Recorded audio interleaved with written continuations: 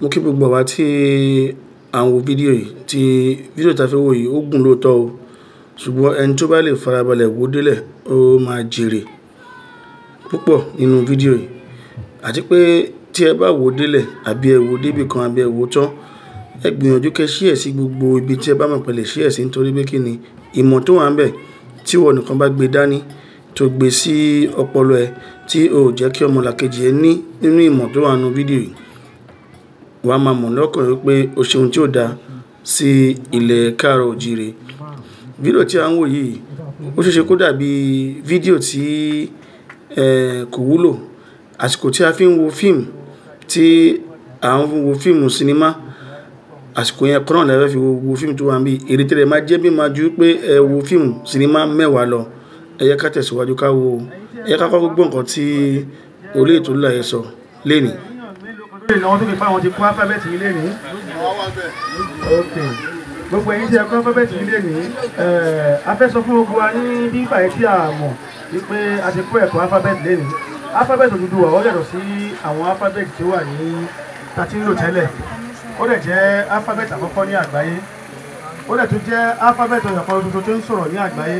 Ó dẹ̀ jẹ́ alifábẹ́ẹ̀tì tó yẹ pé láàárín ìṣẹ́jú 5 ìyẹn máa ń mọ̀ láàárín ìṣẹ́jú 5 máa kọ orúkọ ẹ̀ ó ṣe ní ìgbà ilé ní mo bí bàtà ṣe ẹ̀kọ́ yẹn lé ní bàbá AJASCO lẹ́ni tó kọ́kọ́ kọ́ nǹkan jáde wọn ò dẹ̀ rí bẹ́ẹ̀ náà ni àwọn bàbá tó wà níkàlẹ̀ yìí náà àwọn náà bọ́ sídi ní wọ́n kọ́ nǹkan jáde bó àti àwọn tó wà lẹ́yìn mẹ́yẹn láti kọ́ alifábẹ́ẹ̀tì Oduduwa ó rọrùn ẹ̀yin tí ẹ bá fẹ́ kọ́ tí ẹ bá rí wa ẹ lọ sínú fóònù yín ẹ tẹ Oduduwa alphabet ẹ lọ Google fóònù yín ẹ tẹ Oduduwa alphabet lórí Google máa gbé gbogbo everything gbogbo kan wá gbé jáde ẹ lọ sínú fídíò ẹ máa rí fídíò tó máa kọ́ yín ní class 1 akọ́ yín ṣe class 2 títí dé ṣe class 5 nínú yàrá yín látòrí fóònù yín ẹ máa mú alifábẹ́ẹ̀tì Oduduwa lò láì rí tíṣà ṣùgbọ́n a máa ń fọ àwọn èèyàn ní ìwé ẹ̀rí ìwọ́n tó bá ti mú alifábẹ́ẹ̀tì yìí lò tó ti mọ́kànlá ní mọ́kà pé wá a ṣèdánwò fún ẹ wà á yege láti gba ìwé ẹ̀rí àwọn kan ti gba ìwé ẹ̀rí kọjá ní Ọbáfẹ́mi Awólọ́wọ̀ University ní Ifẹ̀ ní ọdún tó kọjá ní February 17 ìwé ẹ̀rí ta fẹ́ gbà lọ́dún yìí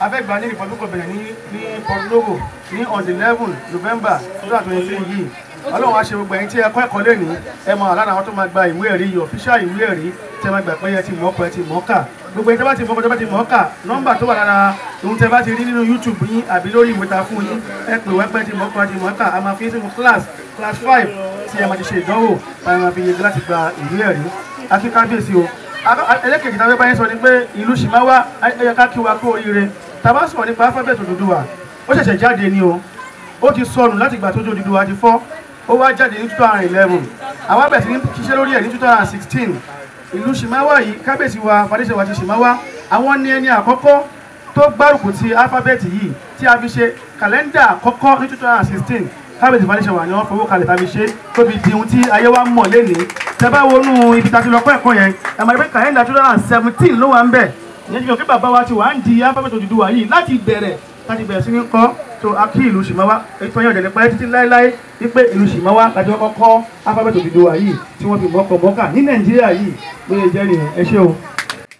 ẹ jẹ́ ká wá lọ sínú class káwọn ohun tó ṣẹlẹ̀ nínú class bí bàbá AJASCO sì jẹ́ ẹni àkọ́kọ́ tó kọ̀wé tí ò dẹ̀ rí nílé ní àkọ́kọ́ àwọn náà jókòó sí kalẹ̀ lẹ́ ń wò yẹn o ẹ jẹ́ ká gbọ́ bó ṣe lọ nínú yàrá yìí. ní planet X yìí oṣù kejì ní kábíyèsí fàdéṣe wa gbà ìdí tí ìtàn bàbá wa ò lè parẹ́ nínú alifábẹ́ẹ̀tì Oduduwa nìyẹn 2011 ni mo discover mi ò take it mi mo serious mi ò mú gẹ́gẹ́ bí nǹkan tó le ìgbà tó bá di around January 2016 mo wá ní problem wípé mo ń lálàá mo ń kúrò mo ń fò kúrò nílé ayé mo ń lọ sí planet mi káàkiri a tún dijọ́ mi màá tún lọ sí planet mi màá tún lọ bá àwọn mi ń bẹ̀ màá lọ kọ́ wọn màá lé àwọn mi olórí méjì olórí kan èmi náà máa darúgbó mo ṣàwá mo lọ bá kábíyèsí Oníkòyí Alájàṣẹ àwọn ní ọ̀rẹ́ kábíyèsí Fàdéṣẹ wa mo lọ bá kábíyèsí nílùú Àjàṣẹ ní ibẹ̀ ni mo ti joyè TOLULASE ní 2007 mo ní kábíyèsí yóò dàbí mo ti fẹ́ kú wọ́n ní akílódé kankan ò ṣí ẹ̀ mo ní mo ti fẹ́ kú ṣùgbọ́n ní kí èèyàn máa fẹ́ kú èèyàn máa ń rí àmì tó bá kú bí oṣù kan wọ́n ní bẹ́ẹ̀ ni èèyàn máa ń rí àwọn àmì kan mo ní mo ti ń rí àmì o wọ́n ní kí ni àmì o mò ń rí ọmọ mi mo ní pé mo máa ń lọ kúrò ní ayé yìí mo máa ń lọ kó àwọn èèyàn ní Aebajiogbe wọ́n ní kí ló ń jẹ́ Aebajiogbe ṣé fà ní mo ní Aebajiogbe wọ́n máa ń kọ́ báyìí mo máa ń lọ kọ́ wọn máa kúrò bí máa lọ kọ́ wọn níbẹ̀ a máa kà á wọ́n ní báwọn ṣe ń kà á mo wá kà á fún wọn fún kábíyèsí ní ọ̀nà lọ́wọ́ oníkò yàrá ìjàṣẹ́ kọ́ lọ́n fọ̀rùn kẹ́ wọn wọ́n wá ní pé a máa kà láti Aebajiogbe D fa ti ọ lọ wu u mi ni i u re si ṣe ki yi ye pẹ.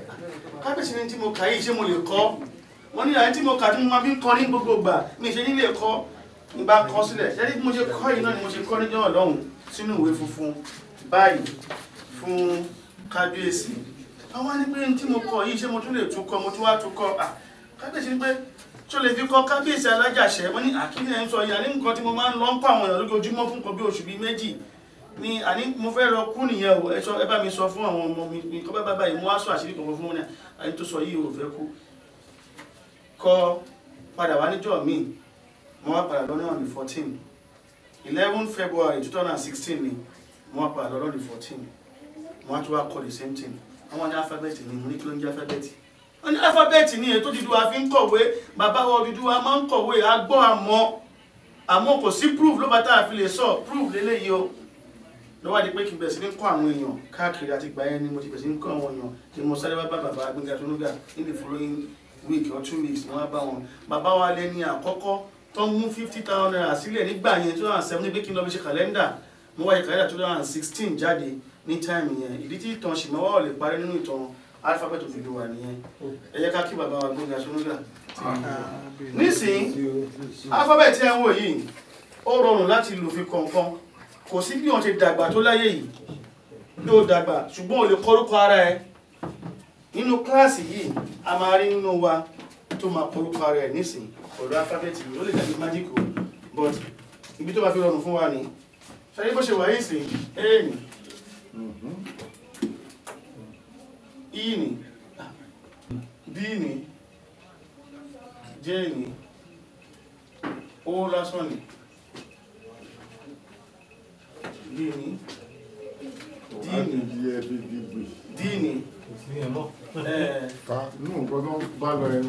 F ni T ni E ni O ni L ni W ni U ni M ni N ni I ni H ni R ni S N G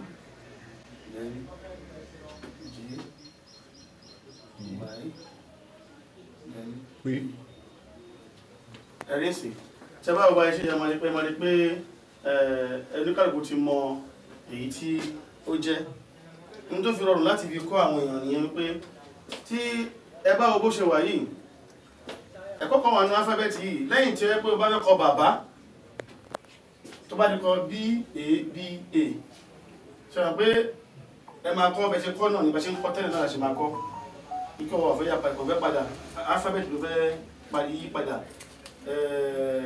bá ṣe ń kọ bàbá náà ṣe ń kọ bàbá ṣe ń kọ ìyá ṣe ń kọ ìyá àmọ́ kí ní kan wà bẹ̀ tó yàtọ̀ tí inú alphabet yìí a máa ń pè àwọn kan ní ọ̀pá gúngùn ṣẹlẹ̀ eléyìí sì ó ní ọ̀pá gúngùn eléyìí náà ní ọ̀pá gúngùn èyí ò ní eléyìí ní ọ̀pá gúngùn eléyìí ò ní èyí ní ọ̀pá gúngùn àwọn eléyìí ò ní gbogbo ètò wà ní ibà yìí wọ́n ní ọ̀pá gúngùn tó bá sí lọ́tún wọ́n wà ní òsì eléyìí ní ọ̀pá gúngùn gbogbo ètò wà níbà ìpátá kò sí ọ̀pá gúngùn tàbá ìpínlẹ̀ ti kọ́ọ̀fù níbí kì í ṣọ̀pá gúngùn tí ọ̀pá gúngùn méjì bá fẹ́ pàdé á di ọ̀kan ṣoṣo àṣírí tó wà ní alphabet yìí nìyẹn bí pẹ́ǹsì mo fẹ́ kọ ilé tàbá wo sẹ̀mọ́ ni pé I òun ní mo kọ I síbí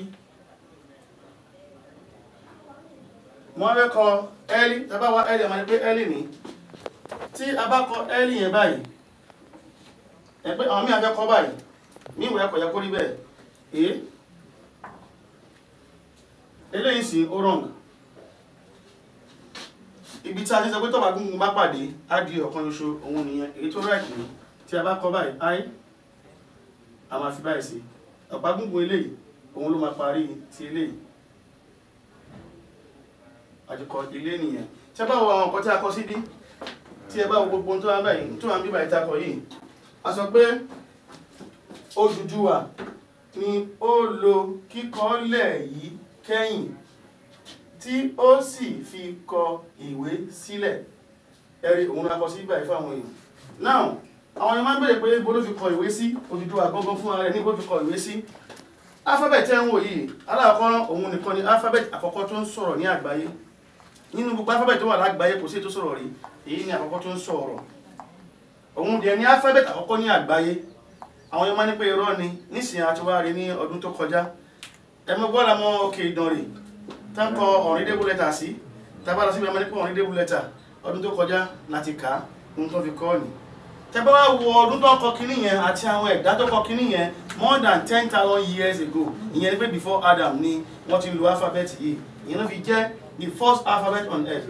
ohun tó wá kọ sórí àpáta yẹn òun gangan ni ohun tó ṣẹlẹ̀ ní ibẹ̀ yẹn ni àwọn ayé fi gbà wípé lóòótọ́ òun náà fi kọ́ àti ní tẹ́bá lọ sórí YouTube wa tẹ́bá tẹ Oduduwa alphabet Aebajiogbe the only talking alphabet on earth kẹtọ́lọ́jì náà bàbá kẹtọ́ bá ti kọ Oduduwa alphabet lórí YouTube àbí lórí Google wọ́n máa gbé wá fún ilé ẹ̀kọ́ náà ni ẹ lọ sínú fídíò tó wà ń bẹ̀ gbogbo ohun tí ẹ fẹ́ kọ́ tàǹkọ́ yìí ẹ máa àwọn fídíò tó máa point wà ní YouTube already so alphabet yìí rọrùn láti lò gbogbo láti rí báyìí nísìn ẹjọ́ fẹ́ kọ orúkọ ẹjọ́ fẹ́ kọ Rashidi nsìn ó ti mọ̀ pé Aarin ẹ̀rí nsìn mo fẹ́ kíkọ́ ní wa kọ̀ọ̀kan ní àwọn èyí tí ẹ̀ tí rírí ni mo fẹ́ tẹ kọ̀ọ̀kan ló fà á tí mo fi ń ṣàlàyé yìí o ẹ fẹ́ kọ Rashidi nsìn ẹ ti rí pé Aarin Aro eléyìí ẹ̀ níyà ẹ máa farabalẹ̀ ya aro eléyìí síbí ẹ máa rí pé a ní ẹ fẹ́ kọ ṣí ní i ní ìyẹn pé bẹ́ẹ̀ ṣe ń kọ́ tẹ́lẹ̀ d ní ẹ tún máa kọ i sí ẹ ti kọ Rashidi yín nìyẹn ìyẹn ni pé bó ṣe wà yìí ẹni tó bá fẹ́ kọ̀ọ̀kan nínú máa ń sìn ẹ kí n gbéwèé yìí fún yín ẹ gbà lọ́wọ́ nílò kan ẹ má dúró kó jẹ́ kọ́lọ̀dù kó jẹ́ black and white o ẹ máa rí pé àlàyé ti wà ní ibẹ̀ ṣé ó kárí kò kárí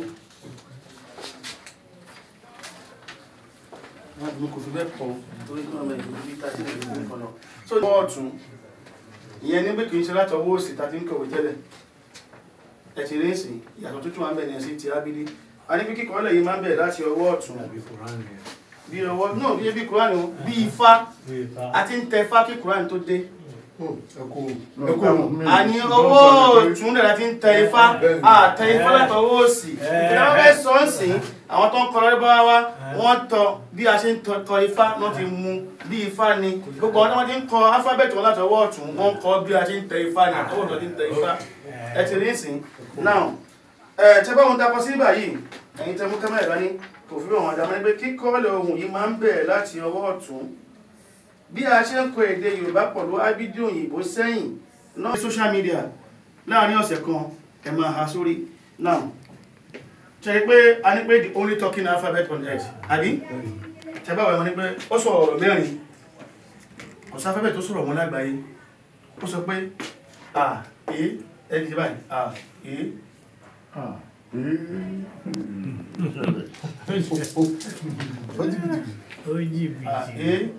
Aebajiogbe di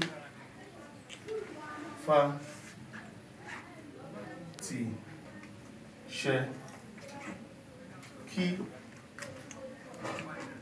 gí yè pẹ́ fún àwa tí abábẹ̀bẹ̀ bí mo ṣe kà tàbábẹ̀ kà mọ̀ ní pé ó ti wọ́n ní pé ó ní Aebajiogbe ó sọ pé kò sí odù Ifá tó lè bẹ́ Ìjògbè ó ń kọ́ wa lẹ́kọ̀ọ́ nìyẹn pé Ìjògbè ni bàbá Ifá kò ní àpárá òtọ́ ló sọ now n tó ń sọ sí inú ni wípé ó ní tá bá ti ń lo ohun kò sí ọ̀nà tó máa bá wọn lágbàáyé ohun tí bẹ̀yẹn sọ nìyẹn ó tẹ̀síwájú ó sọ pé di fa ti ẹ dífà tí ẹ sọ pé ronú jinlẹ̀ nípa ohun tí o fẹ́ dà láyé ronú jinlẹ̀ dáadáa ẹ̀mọ́ tí yàn máa ń ronú ìrònú yẹn máa ń gbìyàn kọjá ohun tí yàn lè ṣe tí yàn bá ronú jù ó máa ń dàbẹ̀ ẹni tó ń lálàá á wá tají pé kí ni mò ń rò èyí tí bàbá mi ò ṣe tí ìyá mi ò ṣe lèmi wá rò pé mo lè ṣe ẹ̀gbọ́n mi máa ń ronú pa àwọn lè wà wọ́n tó ṣe gbáṣà òyìn ronú yẹn tí yàn bá ronú kọjá níbi kan tó kọjá ohun tí yàn lè ṣe ìyàn máa tẹ́jú yàn máa ní pé ohun tí mi lè ṣe alphabet ní pé má sọ bẹ́ẹ̀ má rò bẹ́ẹ̀ ohun tó ń ròyìn gbọmọgbọm ní Ọlọ́run bá fẹ́ kó ṣe ó wá tẹ̀síwájú wá sọ wípé ohun tó ń ronú dífà tiẹ̀ tó bá yẹ lílo ẹ̀rọ bá àbálọ́ kó dígbà fún ẹ̀wọ̀n wípé kí ló fẹ́ ṣe láyé kí ló fẹ́ jà láyé tó máa ní pé wà á jọba tí wọ́n rẹ̀ rí ẹgbẹ́ mẹkáníìkì ní ẹ̀ tó ní pé babaláwo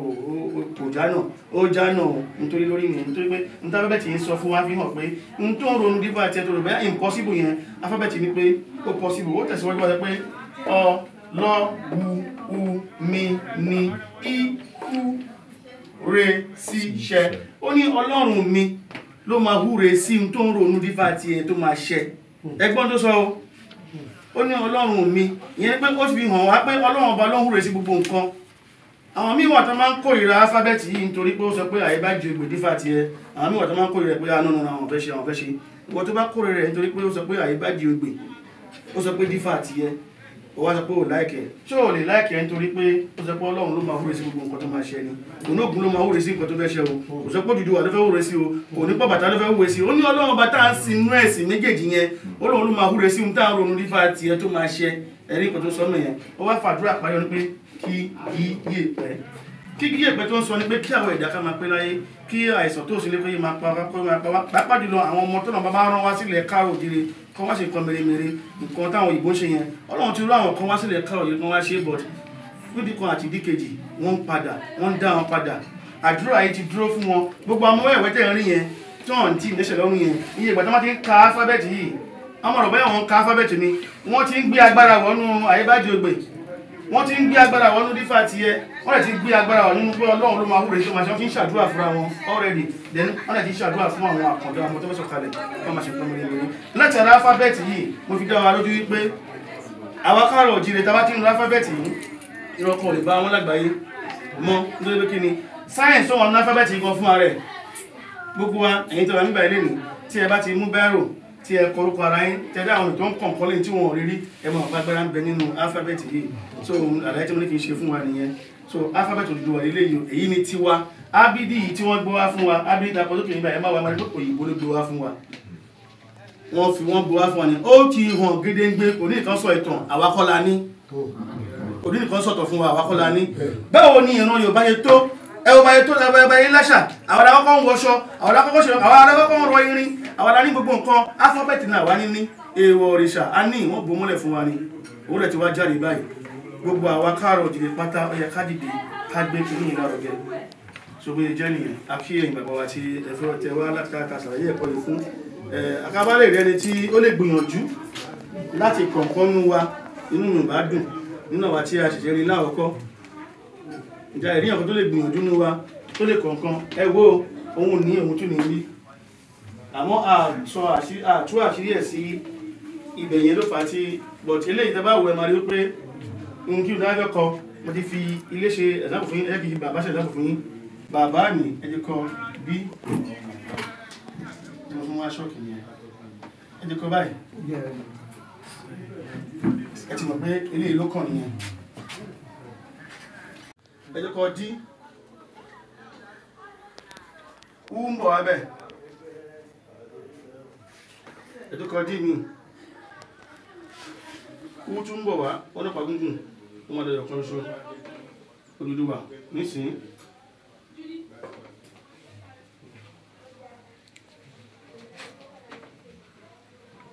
Odùduwà láti pẹ́ yẹn ẹ̀rí kó rọrùn ìṣòro ń tàbí tú sí báyìí ẹni tó bá ti wọ́n tó wọ́n bí a lè kọ́ tó yẹ aró nìkan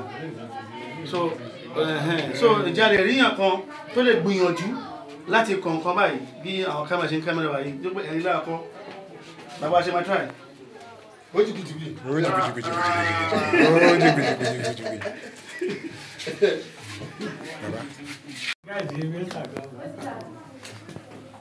bàbá AJASCO ló ń kọ̀wé lọ́wọ́ mọ́ tí mo ń kọ́ṣẹ́ dínú mi.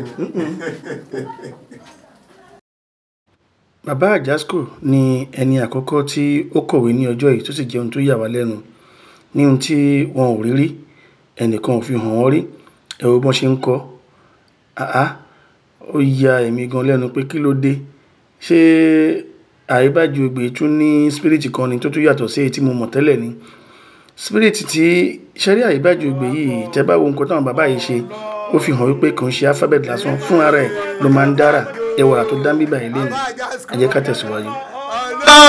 wọn ò dẹ̀ ṣe mistake àkọ́kọ́ tó kọ́ nìyàn tẹ́ bá wọ́n máa gbé àkọ́kọ́ tó kọ́ nìyàn ọ̀dà pé wọ́n ò rírí ẹ̀rẹ́pàndà tí wọ́n ó tún bẹ́ẹ̀ fáìn ju tèmi lọ no ó ti bá first time èmi ti kọ́ ti pé náà wọ́n rí for the first time wọ́n wá yá for the first time ẹ̀rí ṣàrí pé n tó rọrùn ni tẹ́ bá mú ìwé tó wà lọ́wọ́ yìnyẹn láàrin ọ̀sẹ̀ kan mo fọ́lọ̀ bàbúrà fún yẹn máa pè mí lórí fóònù ọ̀sẹ̀ kọ́jọ́ ti pọ̀ jù gbogbo alifábẹ́ẹ̀tì yẹn máa ha sórí ìdàgbà tó yẹn ẹ máa wá bọ́ sórí yín fún ara ẹ wá máa kọ̀ọ̀kan láì wòwe ọ̀sẹ̀ kan péré ni ṣàrí pé alifábẹ́ẹ̀tì tó lágbára ni fún ara ẹ ló máa ń kó sọ́pọ̀lọ̀ yẹn o ìwọ tó bá ní pé ò lè mọ̀ ò ní mọ̀ bọ̀wọ̀ tó bá gbéra pé o fẹ́ mọ̀ ọ̀sẹ̀ kan péré báyìí gbogbo ẹ̀ máa kó sí lórí ẹ̀ máa bẹ̀ sí ní kọ̀wé.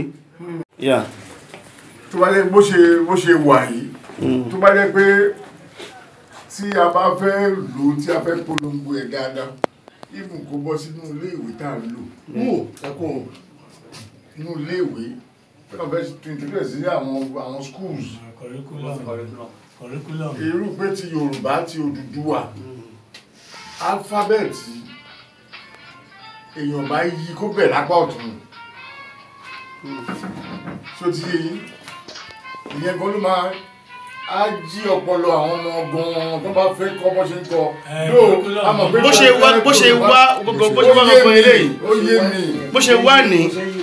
bó ṣe wá yìí àwọn yóò ti máa àwọn míì máa ń sọ bẹ́ẹ̀ bí a ṣe kọ gbogbo nǹkan wa ń báyé ṣe nǹkan wọn nílẹ̀ ayé wa nílẹ̀ Yorùbá àtọ̀tún ló ti ń bẹ̀rẹ̀ tá bá ń fẹ́ tẹ ifá fún wáṣà àtọ̀tún ló ti ń bẹ̀rẹ̀ eléyìí bẹ̀rẹ̀ látọ̀tún bó ṣe wá gbogbo eléyìí ó ti wá tó ń kémi tó lẹ́yìn ọdún méjì ni ẹnìkan fún pé à bí Lárúbáwá kọ́ eléyìí bí ifá ni èmi kò ṣàmọ̀ èmi máa ń sọ pé bí Lárúbáwá tẹ́lẹ̀ ni wọ́n ní bí ifá ni èmi ṣèjọba mọ̀ lẹ́yìn ọdún méjì mọ̀ pé àṣebáyé ń tẹfá láti ọ̀tún nìyẹn so àtọ̀tún tó ti bẹ̀rẹ̀ yìí àwọn alifábẹ́ẹ̀tì tó bẹ̀rẹ̀ látọ̀tún pọ̀ alifábẹ́ẹ̀tì tó bẹ̀rẹ̀ látọ̀tún alifábẹ́ẹ̀tì tó lágbára ni alifábẹ́ẹ̀tì tó máa ń pàṣẹ ni ṣe alifábẹ́ẹ̀tì bó ṣe wà yìí ẹ̀ lè fi pàṣẹ àmọ́ tó bá ti yá àwọn ọmọ wa wọ́n máa lò débi pé wọ́n á fi dára wọ́n á kọ̀ọ̀kan sínú ìwé báyìí wọ́n dẹ̀ sọ ọ́ di nǹkan kan yẹn lè máa di tó máa ṣe nǹkan tó máa is highly spiritual alphabet èyí náà ní ti pé ẹgbọ́n ti di ẹ̀ ẹ̀dẹ̀ kọ́ handwriting dẹ̀ tó fine just imagine bó ṣe máa ń ṣe nìyẹn ẹni tó bá ní kókó akọ ABC for the first time kò ní rí kọ́ mo sọ bẹ́ẹ̀ fún yín ẹlọ́tọ́ àwọn tó ní kọ́kọ́ ABC for the first time ẹmọ yọdún tó àwọn ọmọ oṣù tó àwọn ọmọ wa máa ń lò kí wọ́n tó mọ́wọ́ wọn dání fi kọ́ ABC ni ẹ wá wà àwọn ọmọ wọ̀nyẹn hàn ní mọ́wọ́ wọn dání tó máa fi tètè mọ́ kíní tó máa fi mọ́ ọkọ so tààrà tó lè gbìyànjú ń báyìí nínú wa ń bí yìí sí ẹ fẹ́ gbìyànjú ẹ wá gbìyànjú ẹ ká ṣe báyìí kọ́ lọ báyìí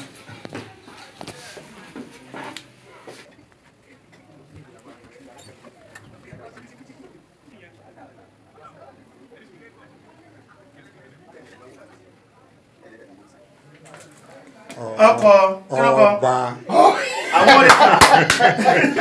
a ní àwọn olùkọ́ tó bí i 20 sí 30 tó máa ń kọ́ àwọn èèyàn all over the world àwọn ni adarí gbogbo olùkọ́ pápátá so náà fi wá sí ibà ilé ẹ̀rí pé àwọn sáré pé ẹ̀ríkọ́ ẹ̀mọ́ ọ̀rẹ́ ọ̀pẹ́lá pé first time ní ẹ̀ẹ̀dẹ̀ mọ́ system tẹ́lẹ̀ tẹ́ bá wọnú YouTube tẹ́ bá lọ sínú YouTube channel mi ẹ máa mọ́ kọ bọ́ ṣe ń kọ́ àti bọ́ ṣe ń yà akọ́yàn nínú ẹ̀ bí tọkọ yẹn ni wọn gẹ́ẹ̀tì Bàríkà.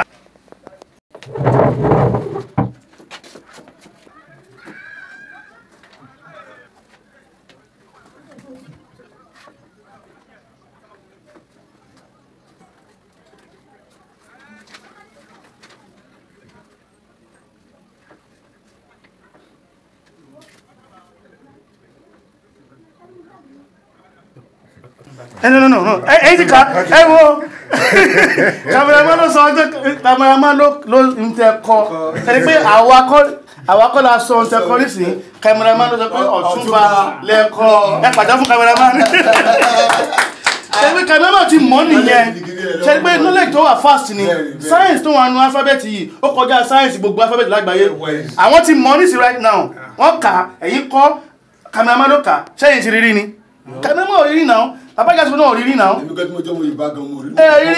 thank you very much ṣe rí pé láti kọ́ àti kà ní sí nínú ilé ìsìn gbogbo ìtìmọ̀ká ti mọ̀ká gbogbo àwọn wẹ́wẹ́ tẹ̀ rí yẹn lẹ́yìn tàbá ti kọ́ wọn lé ní ẹ̀kọ́ rí pé wọ́n ti di tíṣà sílùú ni ó rọrùn 24 hours ó ti di ọ̀gá bẹ́ẹ̀ ṣe wà yìí láàrin 24 hours tẹ bá ń wò tẹ bá wò láàrin 24 hours yìí ìdajì ẹ máa kó sí lórí off head àṣẹ Ọlọ́run bá ní Ọlọ́run bá ló tó fi ta wá lọ́rẹ tara tó rí mi tó tún lè ṣe tó tún fẹ́ ṣe ọlọ́pàá. èrò máa ṣe pọ́ńtà. bí gbogbo àwọn ọ̀ràn ṣe kọ́ alifábẹ́ẹ̀tì yìí ní èyí ni àwọn àgbàlagbà náà kọ́kọ́ kọ́ kí àwọn ọmọ wẹ́wẹ́ tó wá wọlé ìta tó wá kọ́ wọn. ẹ farabalẹ̀ kẹ́ wo fídíò yìí látòkè délẹ̀, ẹ máa láìkì fídíò yìí kẹ̀dẹ̀ máa ṣí ẹ̀ ń gbogbo gbà, kẹ́ máa fi sí gbogbo tí ẹ kẹ́ fi sí, kẹ́ fi ránṣẹ́ sí ọmọ yín, ẹ fi ránṣẹ́ sí bàbá yín, ẹ fi ránṣẹ́ sí àwọn ọmọ fún àwọn alábàágbé yín kí wọ́n mọ̀ káwọn náà lè mọ̀ kankan lè mọ̀ ká. Nítorí tí ọ̀pọ̀lọpọ̀ wa bá mọ alifábẹ́ẹ̀tì yìí kọta mọ̀ ká nílẹ̀ káàrọ̀ oòjíire, àsìkò yẹn làdúrà wa máa gbà ó, àsìkò yẹn ni àdúrà wa máa gbà. Ẹ ká tẹ̀síwájú. Ẹ jẹ́ ká tó wo májíìkì àti miracle tó ṣẹlẹ̀ ní bíbà yìí. Àwọn ìyá wa yìí tó jọ mí lójú, wọ́n dára, wọ́n ṣe ohun tí ó yà mí lẹ́nu. Tẹ́ bá ń ka A, B, C, D, E, F, G, H, títí dáa mi kà tán kò sọ kankan. Tẹ́ bá ka Alifabeeti sáà gbogbo ẹ̀, títí dáa mi kà tán kò sọ anything. Gbogbo alifábẹ́ẹ̀tì lágbàáyé bó ṣe rí nìyẹn, bọ́ eléyìí tí a bá ti ń ka ọ̀rọ̀ ló sọ, ọ̀rọ̀ mẹ́rin ló sọ. Àmọ́ àwọn kọ́kọ́ yín ní bí wọ́n ṣe ń kà àti ọ̀rọ̀ tó ń gọ fún ara ẹ̀ ń sọ. Lẹ́yìn yẹn a máa ní pé kí ẹ jáde kí ẹ wá fi alifábẹ́ẹ̀tì yìí fi kọ ohun tó bá wù yín. Bí ẹ ṣe wà ní àwọn tó jáde nígbà yìí, ẹ máa yà kó yà lẹ́nu fídíò ẹ ti wà o. Bàbá Àjàsco kọ nǹkan kò lè ṣe mistake, gbogbo wọn tó wà níbà yìí tó ń jáde gbogbo wọn ti kọ nǹkan wọn ò ṣe mistake. Ẹ̀yin náà dẹ̀ máa kọ nǹkan pọ̀ láti Ọlọ́run bá. Ṣé rí bó ṣe wà yìí, alifábẹ́ẹ̀tì tó rọrùn láti mọ̀ ní o. Nǹkan àkọ́kọ́ tí ẹ máa mọ̀ ní pé ìwé yìí ó pọ̀ bọ̀ tí máa fún yín lóyè kan kí ẹ̀kọ́ wo round. Ẹ máa rí nínú tẹ́ bá lọ sínú YouTube wa, ẹ máa rí gbogbo, ẹ máa rí fídíò, ẹ máa rí gbogbo nǹkan tẹ́ fẹ́, tẹ́ máa download gbogbo kíní ìgan ẹ máa rí, tẹ́ máa download ẹ nínú social media nínú kíní wa YouTube wa. Now ká ka alifábẹ́ẹ̀tì yìí fún yín.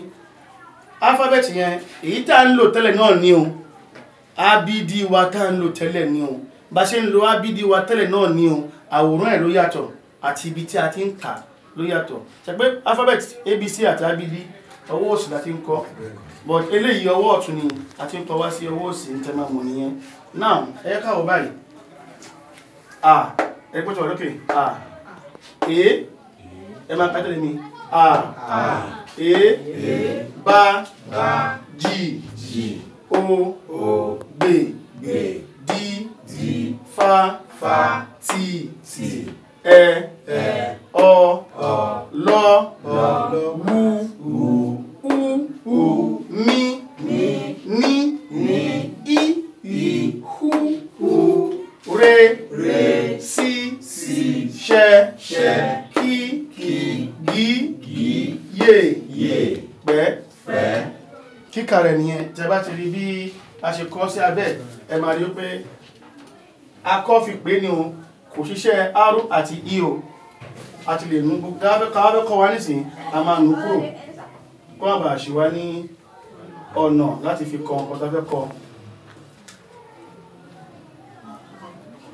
Tó ti yẹ wa gún tí nú kúrò yẹn kó lè bá ní ìtumọ̀ fún yín pé iṣẹ́ ọ̀yọ̀ kan ló ń ṣe la fi nú kúrò yẹn. So nísìn alifábẹ́ẹ̀tì yìí láti fi kọ̀wé ohun tí ẹ máa ń kọ tẹ́lẹ̀ pẹ̀lú ABD òyìnbó náà ni o. Okay, láti wo ohun tí ẹ fẹ́ yà ẹ tó wá yà, so òkè yẹn lára máa wò lẹ́ máa fi mọ ohun tí ẹ fẹ́ yà. So tẹ́ bá ti wá ní ìwé tí mo fi yìn lọ́wọ́, tẹ́ ti ní lọ́wọ́, láàárín ọ̀sẹ̀ kan nọ́mbà mi wà ń bẹ̀, ẹ máa pè ní pé ẹ ti ń kọ̀wé láì wo anything, láì jíwèé wò, ẹ máa ní pé ọ̀sẹ̀ kan péré ni fún ara rẹ̀ ló máa kó sí yín lórí, kì í ṣe pé bóyá májíkì o, àṣẹ Ọlọ́run bá ní. Ìbéèrè sà. Ọ̀pá gúngùn mélòó ló wà ní inú? A ní ọ̀pá gúngùn méje ní apá ọ̀tún, a ní ọ̀pá gúngùn méje ní apá òsì nínú gbogbo ẹ̀. Ó jẹ́ mẹ́rìnlá, méje lápá ọ̀tún, méje lápá òsì. Tí a bá ti dá wọn gbogbo ètò kù kí. Tẹ́ bá ti rí wọn tí ń dàmọ̀ rẹ́dì, ó tán, ẹ bá ti rí ẹ ti dàmọ̀. Tẹ́ bá tẹ̀ ti wá ha sórí, ẹ ti dàmọ̀ náà nìyẹn. Kọ́kọ́ wo handwriting ẹ̀ náà first. Ṣé ẹ bá wo iye ọ̀sẹ̀ àbí oṣù tí àwọn ọmọ wa máa fi ń kọ́ àti ya ABC. Eléyìí fún ara ẹ̀ ló máa fi hùn ẹ́ bó ti máa ya ohun tó bá àwọn ọmọ bá ti lọ sí iléèwé báyìí. Láàárín oṣù méjì mẹ́ta àwọn ọmọ wa ti mọ̀wé kọ. Ẹ rí sí pé bàbá yìí kọ ilé owó, ẹ pàtẹ́wọ́ fún ẹjọ́. Eléyìí wrong, next time. But ẹ try. No matter what. Ilé ilẹ̀ máa fi wá ṣe bàbá yẹn. Ilé wrong bẹ́ẹ̀.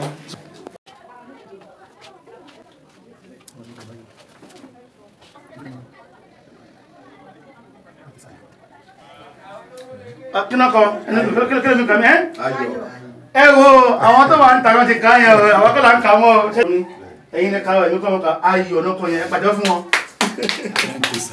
ẹ̀yìn àti ọ̀rọ̀ tó fẹ́ kọ̀wé.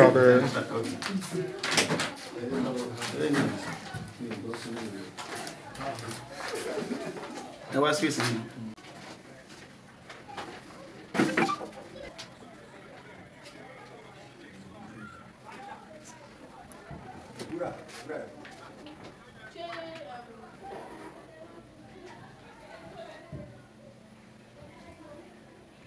tí ọ̀pá gúngùn méjì bá fẹ́ pàdé á di ọkàn ṣoṣo ẹ̀pà ẹ̀kẹ́ wá lo ẹ̀pà ìyẹn rẹ̀ ẹ wá lo ìyẹn fi parí ẹ̀ very good mo ti kọ́ adé ọtí kọ́ nìyẹn ti kọ́ nìyẹn.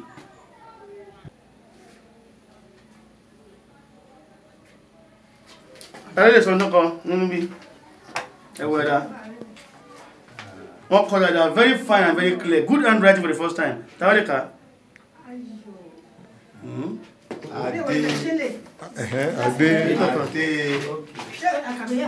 tí ìyàwó kan sí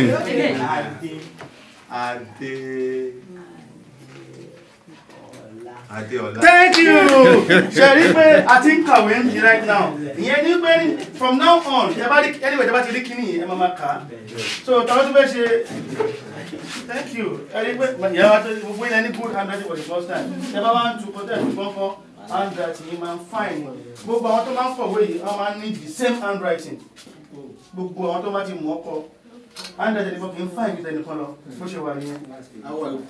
Láàmú máa ń wà ikú ọ̀nì yẹn pé lóńgbà yìí sì ń pé alifábẹ́ẹ̀tì òyìnbó lẹ́yìn kan bá kọ́ ṣẹ̀ báyẹn rọ̀ bẹ́ẹ̀ yẹ ní tó kọjá. Eléyìí gbogbo a máa ní the same handwriting in nearest future gbogbo a máa ní the same handwriting the same clear handwriting.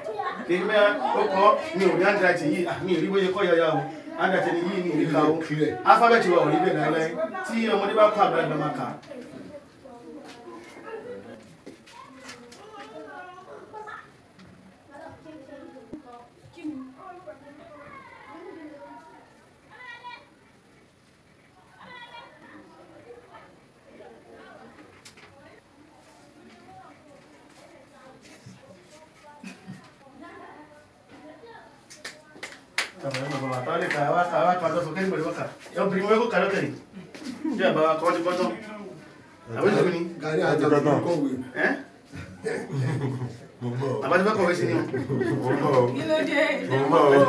ẹ máa ka eléyìí. kí ẹ lè bá rí agbára tó wà nù alifábẹ́ẹ̀tì yìí bàbá yìí kọ alifábẹ́ẹ̀tì yìí ó kọ ohun tó yẹ kó kọ ó kọ tán kò mọ̀ pé òun ti kọ tán ìyẹn ni pé spirit tó wà ní alifábẹ́ẹ̀tì yìí ní agbára àwọn ọmọ wa ohun tí ọlọ́run bá máa kó sí wọn lórí agbára àwọn ìbò ò lè ka ẹ jẹ́ ká gba alifábẹ́ẹ̀tì wọlé ẹ jẹ́ ká máa share fídíò yìí sí gbogbo ẹbí wa àti ará wa ẹ ṣé. ti ń kàwé gbogbo yìí ti ń kàwé ẹ̀ ti ń kọ̀wé báyìí ní ìṣẹ́ pé it's a wonderful alphabet ẹ̀rí sí àwọn ti kà á sórí ẹjẹ́ nìyẹn kí abẹ́yìn náà fẹ́ ṣe ni.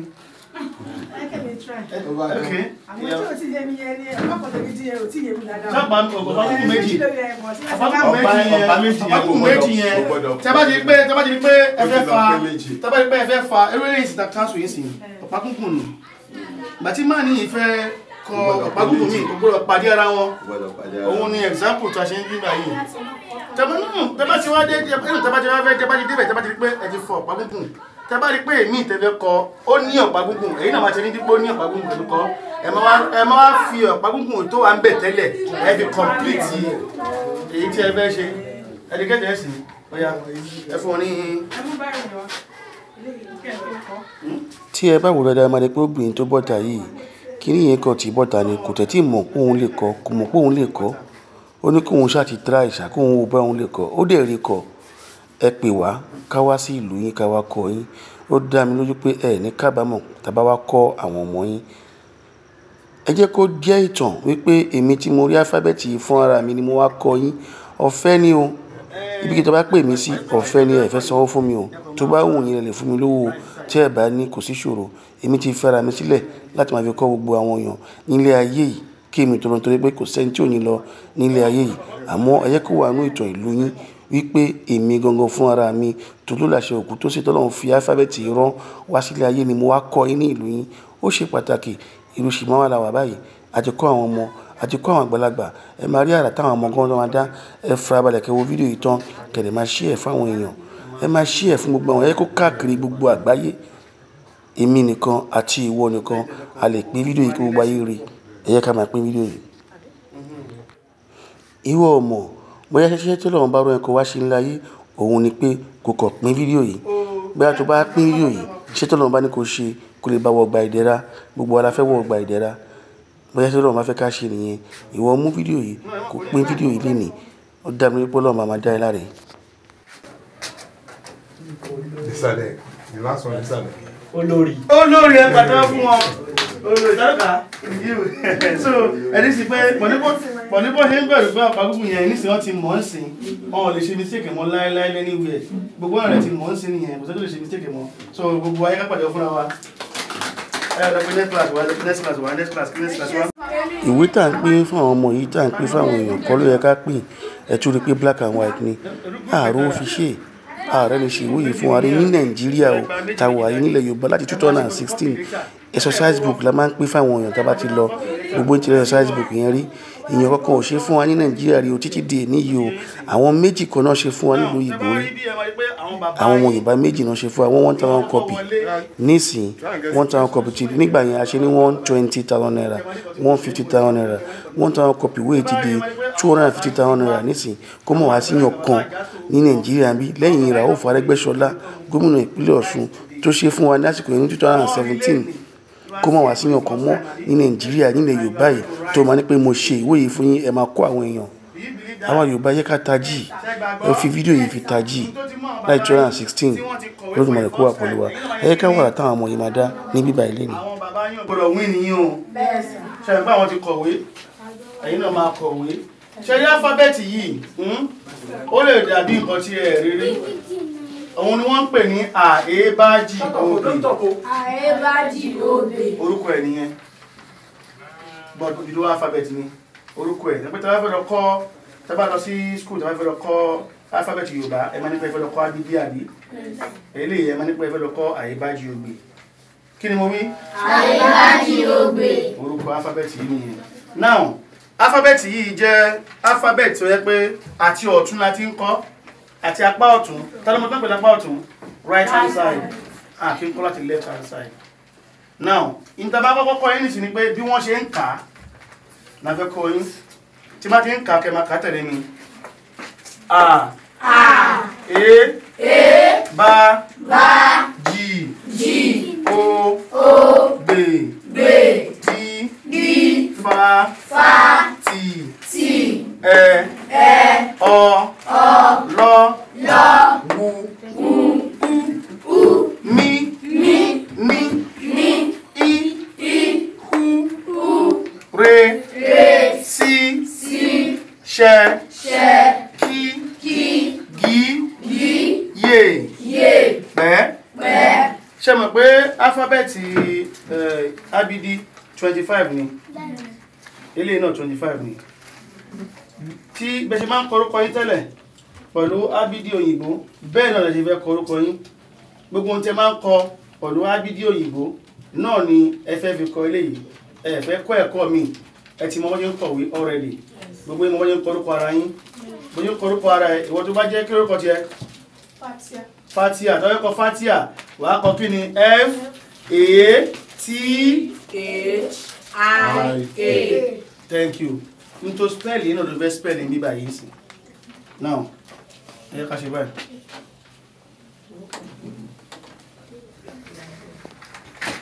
Báwo ló ṣe fẹ́ spell yìí? Nǹkan mẹ́ta ni ohun tó yàtọ̀ nínú ẹ̀kọ́ tí ẹ kọ́ tẹ́lẹ̀. Àkọ́kọ́ ni wípé ó bẹ̀rẹ̀ láti ọwọ́ ọ̀tún. Ṣọ̀pọ̀ ti yàtọ̀ náà?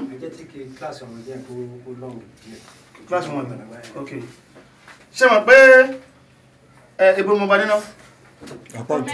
Nǹkan mẹ́ta ni ó yàtọ̀ nínú ohun tí ẹ mọ̀ tẹ́lẹ̀.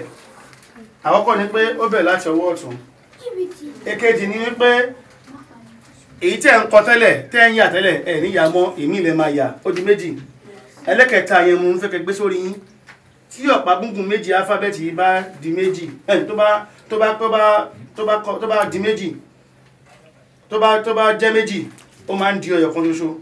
Ọ̀pá gúngùn méjì tó bá pàdé tẹ́ bá ń kọ̀wé lọ tí ọ̀pá gúngùn méjì bá pàdé á di ọ̀kan ṣoṣo. Kí ni mo wí? Kí ni mo wí? Ṣé mọ̀ tó ń jẹ́ ọ̀pá gúngùn? Mọ̀ àbí? Mọ̀ tó ń pè lọ́pá gúngùn? A máa fi hàn yín nísìn. Bọ̀ ẹ ti mọ̀ pé tí ọ̀pá gúngùn méjì bá pàdé a ṣe kí ni? In tó ń pè lọ́pá gúngùn ni. Ṣé rí eléyìí nísìn alphabet eléyìí ó ní ọ̀pá gúngùn ó straight lẹ́gbẹ̀ẹ́ kan ní edge. Eléyìí ní ọ̀pá gúngùn wọn ṣùgbọ́n ọ̀pá gúngùn yẹn ò wúlò nítorí kí ni kò sí ní edge. So eléyìí ò ní ọ̀pá gúngùn. Eléyìí ó yẹ kí ni ó ní ọ̀pá gúngùn. Èyí ńkọ́? Èyí ńkọ́? Èyí ńkọ́? Èyí ńkọ́? Èyí ńkọ́? Èyí ńkọ́? Èyí ńkọ́? Kò nọ́pá gúngùn. Gbogbo èyí tó wà níbà yìí pápátá ó ní ọ̀pá gúngùn. Tí ò bá ní lọ́tún a ní ní òsì. Ní bíbà yìí mélòó ló ní ọ̀pá gúngùn bí? Ọ̀yọ̀kọ́ lóṣó. Òun dà? Eléyìí àbí? Thank you. Òun ni kúrò ní ọ̀pá gúngùn bíbà yìí. Ẹ ṣára yín ní àtẹ́wọ́. Ẹ pàtẹ́wọ́. Ẹ bá wo bíbà ẹ máa rí pé ó wà clear ní bíbà yìí. Ẹ rí pé ó wà clear ní bí? Good. Now gbogbo yín ti mọ̀ tó ń jẹ́ ọ̀pá gúngùn nísìn. Tí méjì bá pàdé á di ọ̀kan ṣoṣo. Fún àpẹẹrẹ mo fẹ́ kọ ilé. Ṣé o pé I ni? Mo ti ya I. Mo fẹ́ kọ Eli àbí? Tí má ṣe báyìí. Ṣé mo correct? Mi ò correct tó wé kí ni ọ̀pá gúngùn di méjì mi ò sọ di ọ̀kan ṣoṣo. So ilé wrong. Èyí tó right ni.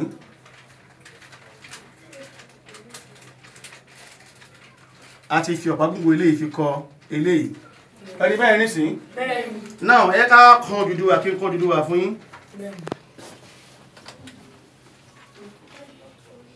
Ó ní. Èmi ò wo bí nítorí pé mo ti mọ̀ tẹ́yìn bá fẹ́ kọ tí ẹ wo bí for the first time. But láàrin a week ẹni máa wo mọ́ ẹ máa mọ̀ sórí. Mo promise yín yẹn. Now ìgbà tí mo fẹ́ kọ U yẹn kí ló yẹ kí n ṣe? Kí n fi eléyìí kí ni? Àbí? Màá ti ṣe mí báyìí. Wọ́n ṣe báyìí àbí? Àbí? Ó kù kí ni ó kù? Wà. Kí ni mo kọ yìí? Oduduwa. Ni mo kọ yẹn. Now nísìn níwọ̀n bá ẹ̀kọ́ ta ṣe nísìn ta ló lè bọ́ta kó wá kó nǹkan. Ẹrù ẹ̀dà first person láti sọ pé mo fẹ́ kó nǹkan. Ta ni first person tó fẹ́ kó nǹkan báyìí? Àbẹ́ tí mo ti fẹ́ kọ nǹkan. Try ẹ̀kọ́. Ihun tó fẹ́ kọ ti mọ̀ spell already. Ọ̀dẹ̀ ti fẹ́ kọ ọtí mọ̀ kébí ló ti fẹ́ kọ. So wá kọ̀ máa wo nǹkan tó fẹ́ kọ. Fẹ́ pé ọfẹ́ kọ bàbá nísìn. Ọtí mọ̀ pé bí ní wàá ya bí yìí sí bí. Kí ló kù tó máa yà? Ọtí mọ̀ pé A ní wàá ya A lẹ́yìn. Ẹni sùúrù gbogbo ìlànà kọ́. Ṣé gbogbo ti yé ìmọ̀ ilẹ̀ kọ́ sí? Alright. Gbogbo ilẹ̀ fẹ́ kọ̀wé ni? Gbogbo ilẹ̀ fẹ́ kọ̀wé? Àwọn one by one. Ọya, Go and sit down. I'll call you. Go and sit down. Just have your seat. Easy. Everybody will write, huh? Ẹ wo àwọn ọmọ kéékèèké yìí, ẹ wo bí wọ́n ṣe ń kọ́ ní ohun tí wọ́n rí rí.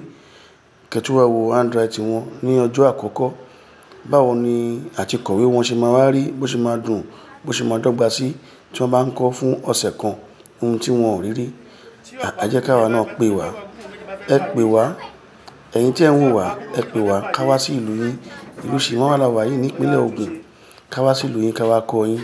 Ká wá kọ́ àwọn ọmọ yín, káwọn ọmọ yín di olóríire ní àgbáyé, kan di ọlọ́lá. Káwọn ọmọ yín wà lára àwọn ọmọ tí Ọlọ́run fẹ́ lò fi gbé alphabet yìí ní ògo. Káwọn ọmọ yín wà lára àwọn tí wọ́n máa di àràbà, tó máa di olú ọmọ, tó máa di àwọn ọmọ tó máa ṣe nǹkan mèremère láti ara alphabet yìí. Gbogbo ilẹ̀ mọ̀ pé alphabet yìí ti ṣèlérí fún wa wípé àwa tá bá ti ń lo òun máa gbé wa lékè gbogbo ìran ní àgbáyé. ìyẹn ni pé Ọlọ́run máa gbé àwọn ọmọ tí yín lékè àwọn ọmọ míì tí wọ́n máa lo alifábẹ́ẹ̀tì yìí. Ó yára kó yẹ kó ọmọ rẹ̀ kọ́ alifábẹ́ẹ̀tì yìí lénìí kó mọ̀ kún ìmọ̀ tó mọ̀ tẹ́lẹ̀. Ẹ ṣé. Àti bẹ́ẹ̀na. Ọmọládé kọ́ lọ́wọ́ kọ́ Ọmọládé kọ́ because ló lọ́kọ́ kìí èyí tí ó kọ́ ni. Oh, you should do mistake. Oh, yes. Ó correct but kò wó dáadáa. So ẹ wò dáadáa. Ó yàtọ̀ sí ọ. Ó kọjú síbí. Ó kọjú síbí. So ẹ pàtàkì ó try. Ẹ sọ̀rọ̀ owó babaláwo original. Mo fi ń dá yín lójú pé agbára tó ń bẹ nínú alifábẹ́ẹ̀tì yìí táwọn ọmọ yìí fi ń ṣe báyìí ó ti ń wọnú àwọn ọmọ yìí lọ́wọ́lọ́wọ́ báyìí. Nítorí pé kí ni alifábẹ́ẹ̀tì yìí láti jẹ́wọ́ ara ẹ̀ nítorí ọ̀rọ̀ tó sọ pé Aebajiogbe tó ní kò sí ìran tó máa bá ọmọ tàbá ti ń lo òun. Ìyẹn ni pé alifábẹ́ẹ̀tì yìí fúnra rẹ̀ dé láti wá gbé wa ga nílẹ̀ káàárọ̀ oòjíire ni. Gbogbo àwọn tá à ń wá Yoruba Nation tá à ń wá òmìnira ilẹ̀ Yorùbá ẹ yẹ kí gbogbo àti ẹ̀ dákẹ́ fún nǹkan bí oṣù kan ká dákẹ́ fún nǹkan bí ọdún kan ká wàrà tí alifábẹ́ẹ̀tì yìí máa dá bá alifábẹ́ẹ̀tì yóò ní gbé wa débi tí à ń lọ. Ẹ yẹ ká wò ẹwà àwọn ọmọ yẹn o alifábẹ́ẹ̀tì máa gbé wọn dé ibi tó ń lọ dandan ni pẹ̀lú àṣẹ Olódùmarè. Ẹ jẹ́ kó máa súnmọ́ra dábẹ́ kàn fún ẹ kó máa súnmọ́ra wọn. Ó bó ṣe pàṣẹ fẹ́ tó bá.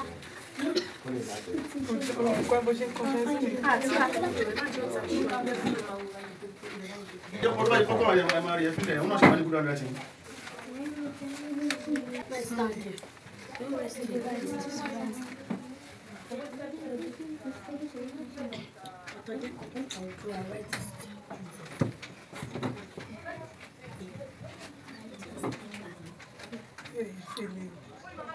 Sunday. Ẹ pàtàkì fún ẹ̀kọ́ gbogbo ìjà ẹ̀kọ́ lẹ́ máa pẹ́ mọ́. ó ti kọ́ ya bọ́sílẹ̀. After I'm the one.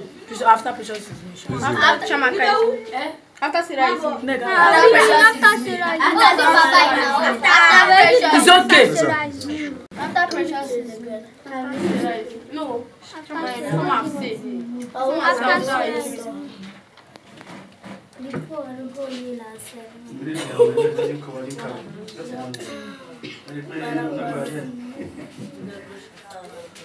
Ade. Okay, you are true. You are done. Hello. Yeah, what is this? Ade. He has mentioned it now. Ade. Because Chamaka. But don't rest on the table. Don't rest on the table. You are not in her mind. Let her write.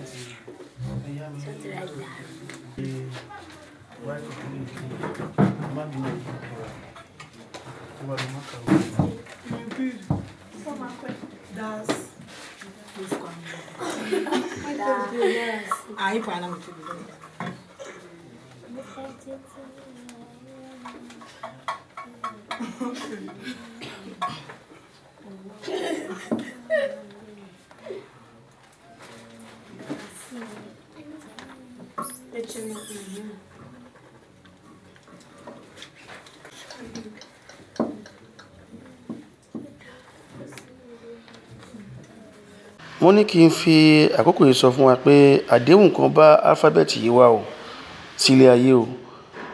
Èmi ọmọ yín olóyè TOLULASE Oguntosin táyé tí mo rí alifábẹ́ẹ̀tì yìí tí bá parọ́ fún yín pẹ̀lú ọ̀rọ̀ tí mo fẹ́ sọ yìí Ọlọ́run bá kó fìyà jẹ mí àmọ́ tó bá pé òótọ́ ni mò ń sọ Ọlọ́run bá kó ṣe dáadáa fún mi. Ìdí tí mo fi sọ báyìí ni wípé ọ̀rọ̀ tí mo fẹ́ sọ fún yín ní máa yí àwọn èèyàn torí alágídí pọ̀ nílẹ̀ káàárọ̀ oòjíire. A ti rí ọ̀pọ̀lọpọ̀ àwọn oníjàǹgbara àwọn àgbàlagbà olóṣèlú tí wọ́n ní pé àwọn ò ní gba alifábẹ́ẹ̀tì yìí wọlé Ọlọ́run bá rí wọn. But lẹ́nìí ibi tí alifábẹ́ẹ̀tì ti dé ọ̀rọ̀ tí alifábẹ́ẹ̀tì yìí sọ tó ní pé Aebajiogbe tó lóun máa gbé wa kọjá gbogbo ìran lágbàáyé wípé gbogbo nǹkan tí àwọn òyìnbó ń ṣe lẹ́nìí ìtọ́nú máa dà àwọn ò ní lè lò mọ́ àwọn nǹkan táwọn ọmọ wa bá ń ṣe náà máa lò àwọn ọ̀dẹ̀ ní lè dáwọ́lé nǹkan tí àwọn ọmọ wa bá ń ṣe. Nísìn ohun tó bá alifábẹ́ẹ̀tì yìí wà ní pé ibikíbi tí wọ́n bá ti ń ka alifábẹ́ẹ̀tì yìí àkàndá àwọn ọmọ àkàndá fẹ́ sọ̀kalẹ̀ tọ́lọ́run bá fẹ́ sọ wọ́n sílẹ̀ káàárọ̀ oòjíire ibi tí wọ́n bá ti ń ka alifábẹ́ẹ̀tì yìí tí wọ́n ti ń gbọ́ Aebajiogbe dífàtì ọlọ́wù umi ní hu re si ṣe kí gi yè pẹ́ ibẹ̀ ni àwọn ọmọ yẹn ń lọ o. Ẹ jẹ́ ká ṣọ́ra àwa káàárọ̀ oòjíire. Ẹ má yẹ kí ìran míì ṣíwájú láti máa lo alphabet nítorí pé kí ni tó bá ti yá wọn ò dá wa mọ́ o. Àwọn màláíkà wọn ò mọ ibi tí a wà, wọn ò mọ ibi tó yìnbó wà, wọn ò mọ ibi tí èèyàn dúdú wà. Ilé ayé ni wọ́n mọ̀, ohùn ni wọ́n fi mọ àwọn tó pọ̀ jù nílé ayé, ohùn ni wọ́n fi mọ àwọn tí wọ́n wà ní agbègbè kan. Ibi tí wọ́n ti ń gbọ́ ohùn yìí ibẹ̀ ni wọ́n ń lọ. Ẹ gbìyànjú kí ẹ jẹ́ káwọn ọmọ yín kó máa ka kíní. Ẹ dá àwọn ilé kéékèèké lẹ̀ sí agbègbè yín kẹ́ pé àwọn ọmọ kéékèèké kẹ́ máa kọ́ wọn bí wọ́n ti ń kọ́ àti bí wọ́n ti ń kà. Kíkà yẹn gangan òun ni agbára Aebajiogbe Alphabet Oduduwa tó máa fi gbé wa ga.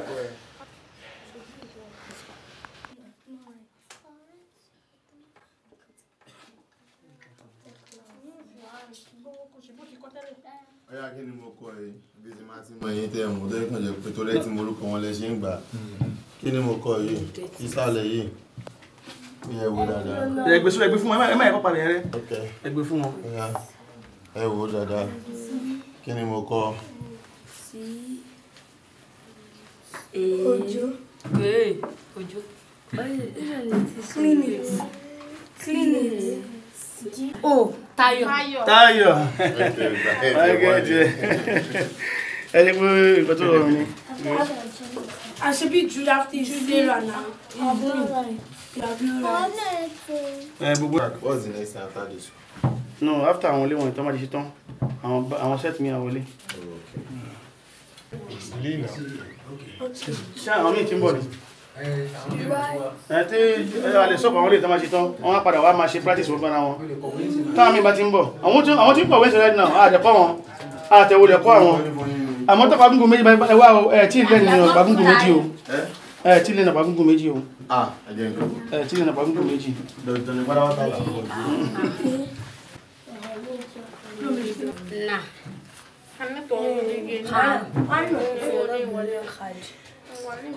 Ẹ jọ fún mi dà. Kí ló ń ṣe? Lọ́pọ̀ àmì kó wá kọ́.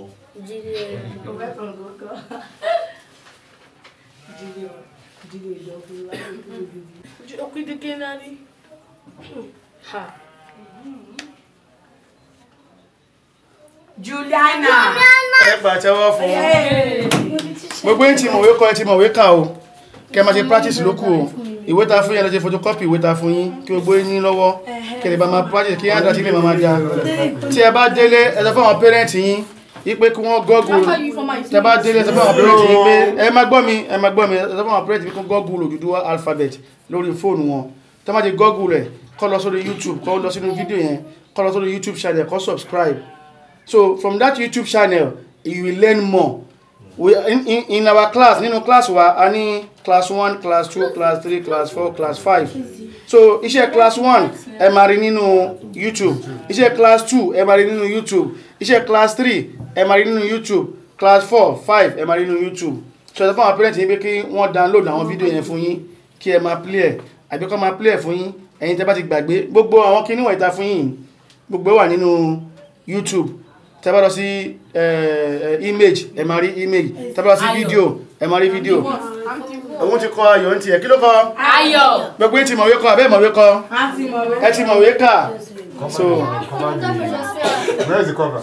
So no, ṣe fẹ́ kọ̀wé ni. Ẹ yá kọ kọ́kọ́ ló máa kọ. Bí àwọn ọmọ yìí ṣe mọ ìwé kọ lẹ́ni nìyẹn o. Ní èyí kò lè kúrò ní orí wọn mọ́ láéláé. Títí kan ọmọ ọdún 6 tó wà láàrin wọn tí wọ́n gbé sókè, òun náà dẹ̀ mú bá gbogbo wọn pátá náà àwọn fẹ́ kọ̀wé. Kò sí èyí tí ó gbà pé òun ò ní kọ̀wé nínú wọn, wọ́n sì ń kọ́ tó yẹ pé nǹkan tí wọn ò rí rí. Gbogbo àwa káàárọ̀ oòjíire èyí fi hàn pé iwájú ni a ó máa lọ o, a ò ní rẹ̀yìn ní ilẹ̀ káàárọ̀ oòjíire tí a bá ti ń lo Alphabet Oduduwa yìí, Aebajiogbe.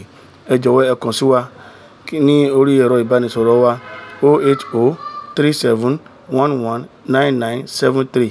Tí a fẹ́ pe nọ́mbà ilẹ̀ olómìnira Benin ẹ pè wá lórí +229 97917561. Ẹ lọ sórí YouTube wa, ẹ lọ sí inú Google, ẹ̀yin tẹ́ bá ní YouTube ẹ tẹ Oduduwa Alphabet ẹ máa rí gbogbo nǹkan tó yẹ kẹ́ rí nípa wa. Ẹ lọ sínú fídíò ẹ rí fídíò.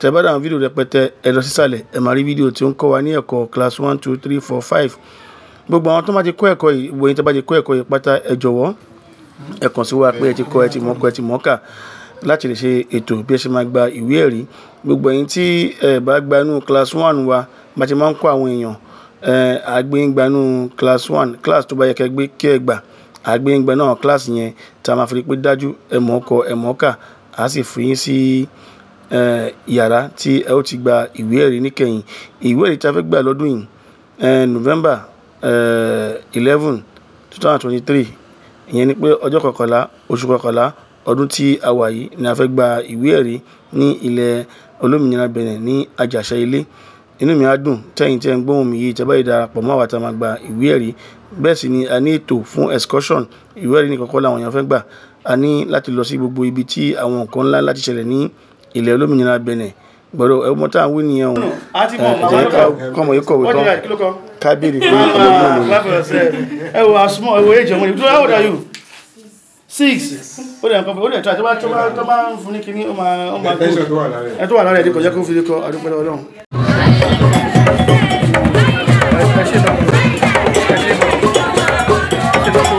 ṣe padà wá ẹ̀ka ìdáwọ̀ àbíyẹ̀ àbọ̀máṣẹ́ sọ́ọ̀tì.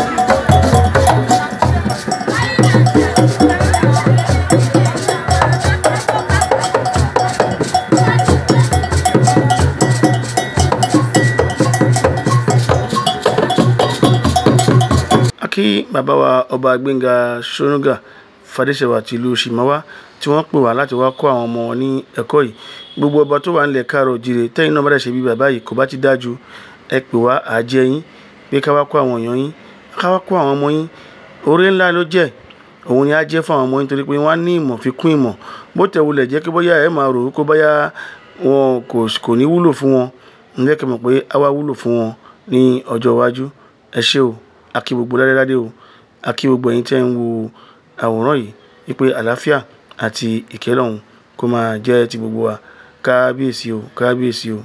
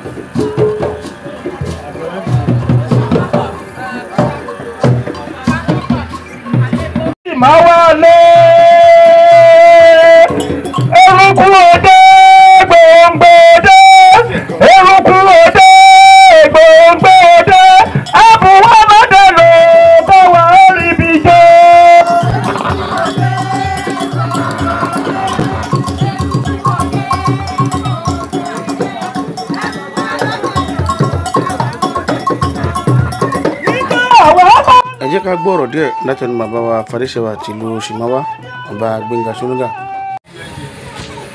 Ọlọ́run fún gbogbo wọn tálẹ́ǹtì ẹlòmíì ní tálẹ́ǹtì mẹ́wàá ẹlòmíì nìkan ṣoṣo lónìí bẹ́ẹ̀ ló máa mú kọ ẹ̀ tó máa tọ́jú ọgbọ̀n so ilé ìwé kò sí látàárọ̀ ọ̀dẹ̀ ń wo wọn lọ ojú tí ilẹ̀ fi ṣe yín lẹ́ máa fi ròyìn ẹ̀ ìwòye àmọ́jú tó ń bọ̀ owó aláwọ̀ pínlẹ̀ ní ṣe pẹ̀lú àwọn àti ṣé ọ̀gá bí ẹni ní àwọn Papa AJASCO.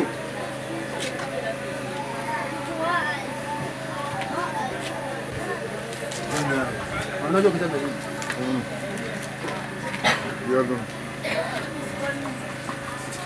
mo fẹ́ rán létí ẹ̀mí fẹ́ sọ fún mi pé mo tó ń bọ̀ gbogbo ìyàwó ló mú àwọn AJASCO tó bá ti mọ̀ lórí tẹ̀lifíṣàn lẹ́yìn ìrọ̀rá parí tó ń lọ kíláàsì mọ̀ pé oníjójúmọ́ ló jẹ́ ìyẹn ló lè ra ìyẹn tó kù tàlẹ́ǹdì ẹ̀ abẹ́lé tó jẹ́ olóńgbò. Kábíyèsí Fadíṣẹwà sọ̀rọ̀ púpọ̀ fún bàbá AJASCO pàápàá jùlọ lórí ọ̀rọ̀ Alifabeeti Oduduwa. Bàbá AJASCO jẹ́ ká mọ̀ wípé òun ṣetán láti lo gbogbo ẹ̀bùn tóun ní láti fi gbé Alifabeeti Oduduwa ga, láti fi gbé lárugẹ, láti fi hàn gbogbo àgbáyé pé alphabet tó yẹ kí a máa lò nìyẹn. Ẹ yẹ ká kí bàbá wa Kábíyèsí Gbénga Ṣónúgà àti bàbá AJASCO àtàwọn tó kù ní inú ìpàdé yìí, inú ṣíṣe yìí. Lẹ́yìn èyí ni Oremo TV wọ́n ṣe ìfọ̀rọ̀wánilẹ́nuwò lẹ́nu olóyè TOLULASE. Now, when Oduduwa came back to Ife, he was using the alphabet between him and them. There was a giant bird that used to carry message to the other side. But when Oduduwa got blind, the bird had freedom. That was when the alphabet got lost. When Oduduwa now eye-opened through the history of Owabokun of Yoruba Land, you know, he was the one that go for the seawater and the blind Oduduwa. So I discovered the alphabet at Igualale at Farasini village in Cotonou, Akashele, through the object. There was an object from Oduduwa to Owabokun to our own forefathers. We are from Oguntosin, Reja to go for Wasogun. Owan Jijebo Bunila Sori, Amatenimijo, Amafai, no issue of the baby, Amorosemi, Tapatabo, Mabukti Banoja. We are the ruler of Elisha at Osun State before we came. So because we take him as our king and we give him so many things, he now used that object to our father, which is Oguni Modibori. And if we are elderly person in the family, we pass it to the next elderly person. Elderly, till we get to Oguntosin, now pass it to our own forefather. We call him Oguntosin for easy, Oyabi. Now he now took it to Cotonou. He now took it to Cotonou. He was the one who fought war against Aebajiogbe, that conquered Aebajiogbe, that is killing Alaafin, that don't want Alaafin throne to exist. So you can know him, everybody knows him very well now. Now, he was a warrior. He spent about 300 years on earth, but when he wanted to go pass away, he did not die. He go into the ground at Igualale. That place that he went into the ground, that was the place I discovered the object. That object now, I discovered the object in 2011. So the object now led me to the alphabet, complete alphabet. There's a long story in that area, but I cannot say it now because we have short of time. So that was how I discovered the alphabet then. But I started promoting the alphabet in 2016 when I wrote it out for the first time on the 11th February 2016. Then I met Banji Akintoye, and he was the one who assisted. Then I started writing it in Corel Draw. Then I did the first calendar. This is the second calendar I did, 2017. Then that was how I started promoting the alphabet till now. And somebody now assists to promote the alphabet in Osun State, which is the governor of Osun State then, Aebajiogbe. He assists by I should be teaching others in OSB's television. That was how I started spreading the alphabet. So I think that is the short story I can tell you about the alphabet for now. But we teach people on hair. Then we teach people when they call us like this, what you did here today. I used to do that to many kingdoms. When they call me, I go to anywhere and teach them. But we teach on hair. So and we give certificate. The past certificate that we give people is at Oguntosin University last year, February 17. But this year is November 11 at Cotonou. So we issue certificate for those who learn the alphabet, how to read it and write it. So that is little I can tell you about the alphabet now. Okay, thank you very much, sir. And is the first alphabet on earth and the only talking alphabet on earth. All alphabet on earth, you read the alphabet, you just make sound, you not communicate.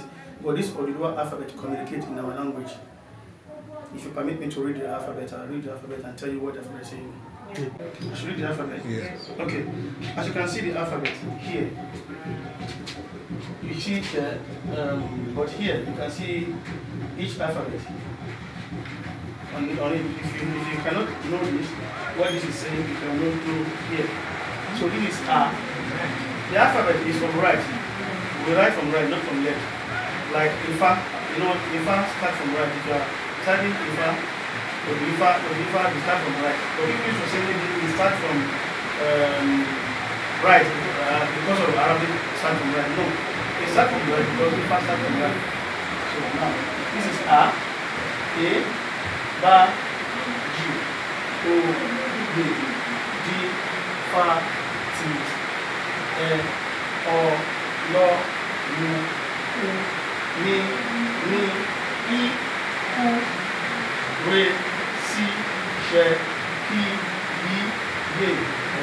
The same 25 alphabet you are using.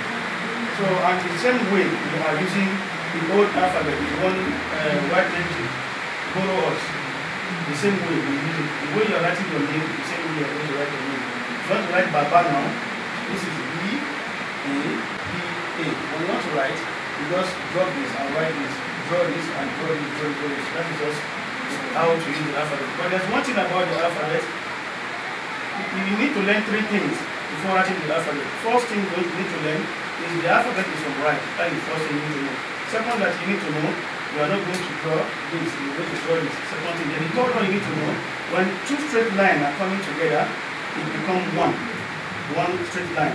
So this is what I'm saying about straight line. Like the alphabet now, you see, this very one have straight line. This one have straight line. This doesn't have straight line. No straight line. Straight line. So any line that is straight from up to down, that's what we call straight line. All the alphabets here, either from right or from left, straight line. Only this have straight line here. This doesn't have straight line because it's curved here. This doesn't have straight line, it's curved. Oh, what we mean about straight line? Whenever the straight line are coming together, it becomes one. Like now, you want to write Ile, you write I, you write your I, then you want to write L, you just mark it like this. You use this straight line for this straight line. Then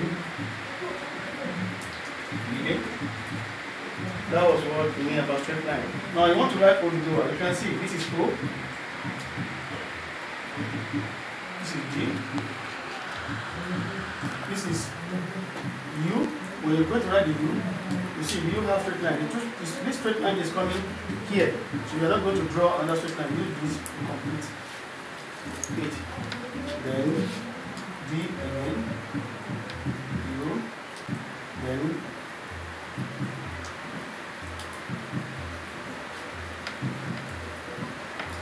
write Oduduwa. You can see the difference between so every straight line comes to become one. You can see it here today. And learning this alphabet is as fast as something else, because once you learn the alphabet, as now you can see from this video now, many people will write this alphabet without seeing us because everything is there already. So the alphabet is, you know, I told you that the alphabet is the only talking alphabet on earth. I said that. What did the alphabet say? It says 4 sentences. The first one is Aebajiogbe. Aebajiogbe teach us what we need to know. He said, there's no any Oduifa that is higher than Aebajiogbe. Aebajiogbe is the head of all Odu, which is true. The alphabet is teaching us that. But the alphabet is saying something hiddenly, that when we are using the alphabet, we, Yoruba, will be lifted above all the tribe on earth. Well, no matter what the white men are doing, Chinese, everybody are doing on the earth now, our children will do more than that, which the white men can never even attempt to do. For example, plane to travel will be useless. So many things that white men did will be useless through this alphabet if our children grow up with this alphabet. That is the meaning of Aebajiogbe. Now, when you come to D-Fa-Ti-E, D-Fa-Ti-E means that think deep about your future. Think deep about what you're going to become. Don't just think and just forget about it. Don't just think once and just go away and think of something else. Think deeper. You know, if you are thinking deeper, you will see that the thinking will drive you out of your power. Will drive you out of your plan. then you will now wake up from the thinking that, oh, what am I thinking? What I can never do in my life. This alphabet said that. Don't say that. What you are thinking is your destiny. The alphabet continues and says that O, Lo, U, Ni, I, U, Re, Si, She. He said that what you are thinking from the fact here, he said it's Almighty God who created the earth and the human being and everything, both the planet. That God that we are serving is the only God that will say yes to what you are thinking. So it's not you or your forefather, or Ogun, or Oduduwa, or whatever, or Shango. No, he said alone. The alphabet is teaching us that we have only God, which is powerful, who can do everything. So the alphabet is teaching us everything that religion teaches us. So now it continues and says, Ki, Gi, Ye. The meaning of Ki, Gi, Ye is that we should live long on earth. We know that both of us cannot live on long on earth, but there are some special beings that God used to create and send to Yoruba Land. One way or the other, they used to go back. And through the vaccination, they go to another tribe and do whatever God sent them to come and do. That is why we are backward. But with this, the numbers of time our children that doesn't know, that is not commit sin, children that don't know anything are trying to learn the alphabet. They are already praying for those human beings coming, for the what I'm saying in Aebajiogbe. That means in nearest future, if we Yorubas embrace this alphabet and teach our children this alphabet, that means in nearest future, 10 years to this time, you will see a lot of things will be happening. You can see 40 years backward, what can China do? You can see, but God bless some of their children that come with technology and other things. Our children are going to come with technology that is higher than all. You know, in the beginning, we are the one ruling the earth. But something happened, we are backward now. The alphabet says that we are going to rule the earth back again if we embrace this alphabet. No tribe on earth that is doing well now, you will see that the tribe have their own alphabet. But any other tribe that is using those tribe alphabets, they will never, they will just be following them. So we need to have our own alphabet. This alphabet on top is borrowed alphabet. All of us know that it was Bishop Derek that came and teach us this alphabet. They formed him to come and teach us. So this is not our alphabet, this is our alphabet. And there is proof that this is our alphabet. This alphabet has been existing more than 10,000 years ago. More than the creation of Adam. So you can see that this alphabet is not an ordinary alphabet. The only talking alphabet on earth. So that's what I can tell you now about the alphabet. So any other question? Are you sure? Are you okay? How do you go about it? To learn the alphabet is very, very easy. We teach the alphabet online. We teach the alphabet on our YouTube channel. When you go to our YouTube channel, you type Oduduwa Alphabet. Once you type Oduduwa Alphabet, you will see everything about you see video of class 1, class 2, class 3, class 4, class 5 in our YouTube.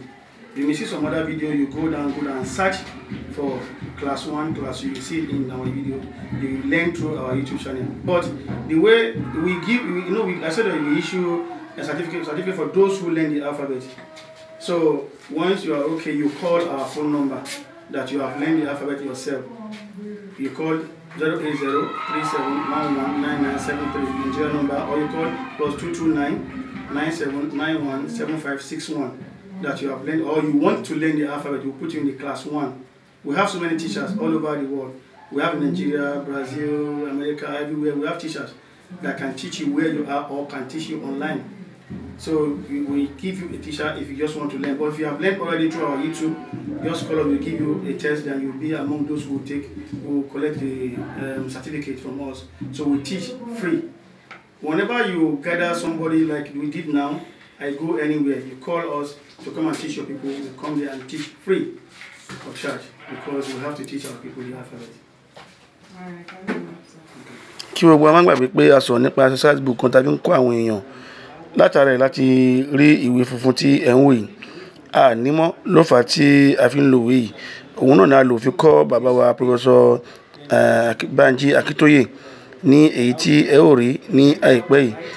A ọ̀rẹ́ ni ṣe exercise book yìí fún wa ní Nàìjíríà. Inú wa dùn tàbá rẹ́ni tó lè ṣe exercise book yìí fún wa. Òun sì lálò fi kọ́ bàbá wa ní Aebajiogbe, ṣùgbọ́n ó ti tán báyìí. ọjọ́ yìí ni a kọ́ bàbá ní Aebajiogbe Alphabet Oduduwa. Mo dẹ̀ sọ fún wọn, mo ní bàbá ẹ máa kọ orúkọ ara yín láàrin ìṣẹ́jú 5. Wọ́n ní kò lè ṣeé ṣe pé àwọn tí mò ń pẹ́. Àwọn ni wọ́n jẹ́ àgbàlagbà èkejì lẹ́yìn ọba ọlọ́yẹ́ ti Ọ̀yẹ́ Èkìtì, bàbá wa Banji Akintoye. Àwọn náà tún jẹ́ àgbàlagbà èkejì tí wọ́n fi tọ́kọ Aebajiogbe yìí láàrin ìṣẹ́jú 5 tí a fi hàn wọ́n. Ó máa ń dàbí èèmọ̀ àbí ó máa ń dàbí nǹkan magic wípé àwọn èèyàn ṣe ń mú ọkọ̀ báyìí. Gbogbo wa la mọ̀ pé àwọn tó bá kọ lórí social media wa láàrin ọ̀sẹ̀ kan wọ́n máa ń mọ̀ọ́kọ lórí bàbá ló kọ ẹwà ń dàtí ní àkọ́kọ́ tó bàbá kọ̀wé ẹ̀yẹ ká tẹ̀ gbọ́dọ̀ díẹ̀. ẹ máa kọ̀ọ̀kan ẹ máa lè pẹ́ pé ẹ kọ orúkọ yìí and this is your first time of writing it. ẹwà ń dàtí mo jẹ fine.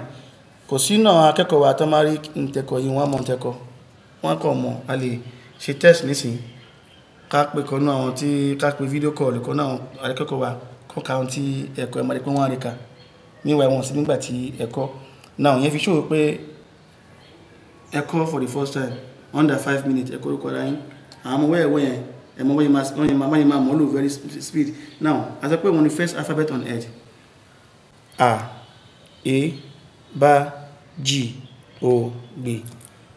ẹ máa rí pé Aebajiogbe ń communicate fún wa nìyẹn the only talking alphabet on earth. Ó ní pé Aebajiogbe ó ní kò sí odù Ifá tó lè bẹ́ Ejiogbe, which is òótọ́ ló sọ yẹn pé odù Ejiogbe ní bàbá Ifá, but the spiritual meaning ni pé ó ní tá bá ti ń lo òun kò sí ìran tó máa bá ọmọ lágbàáyé.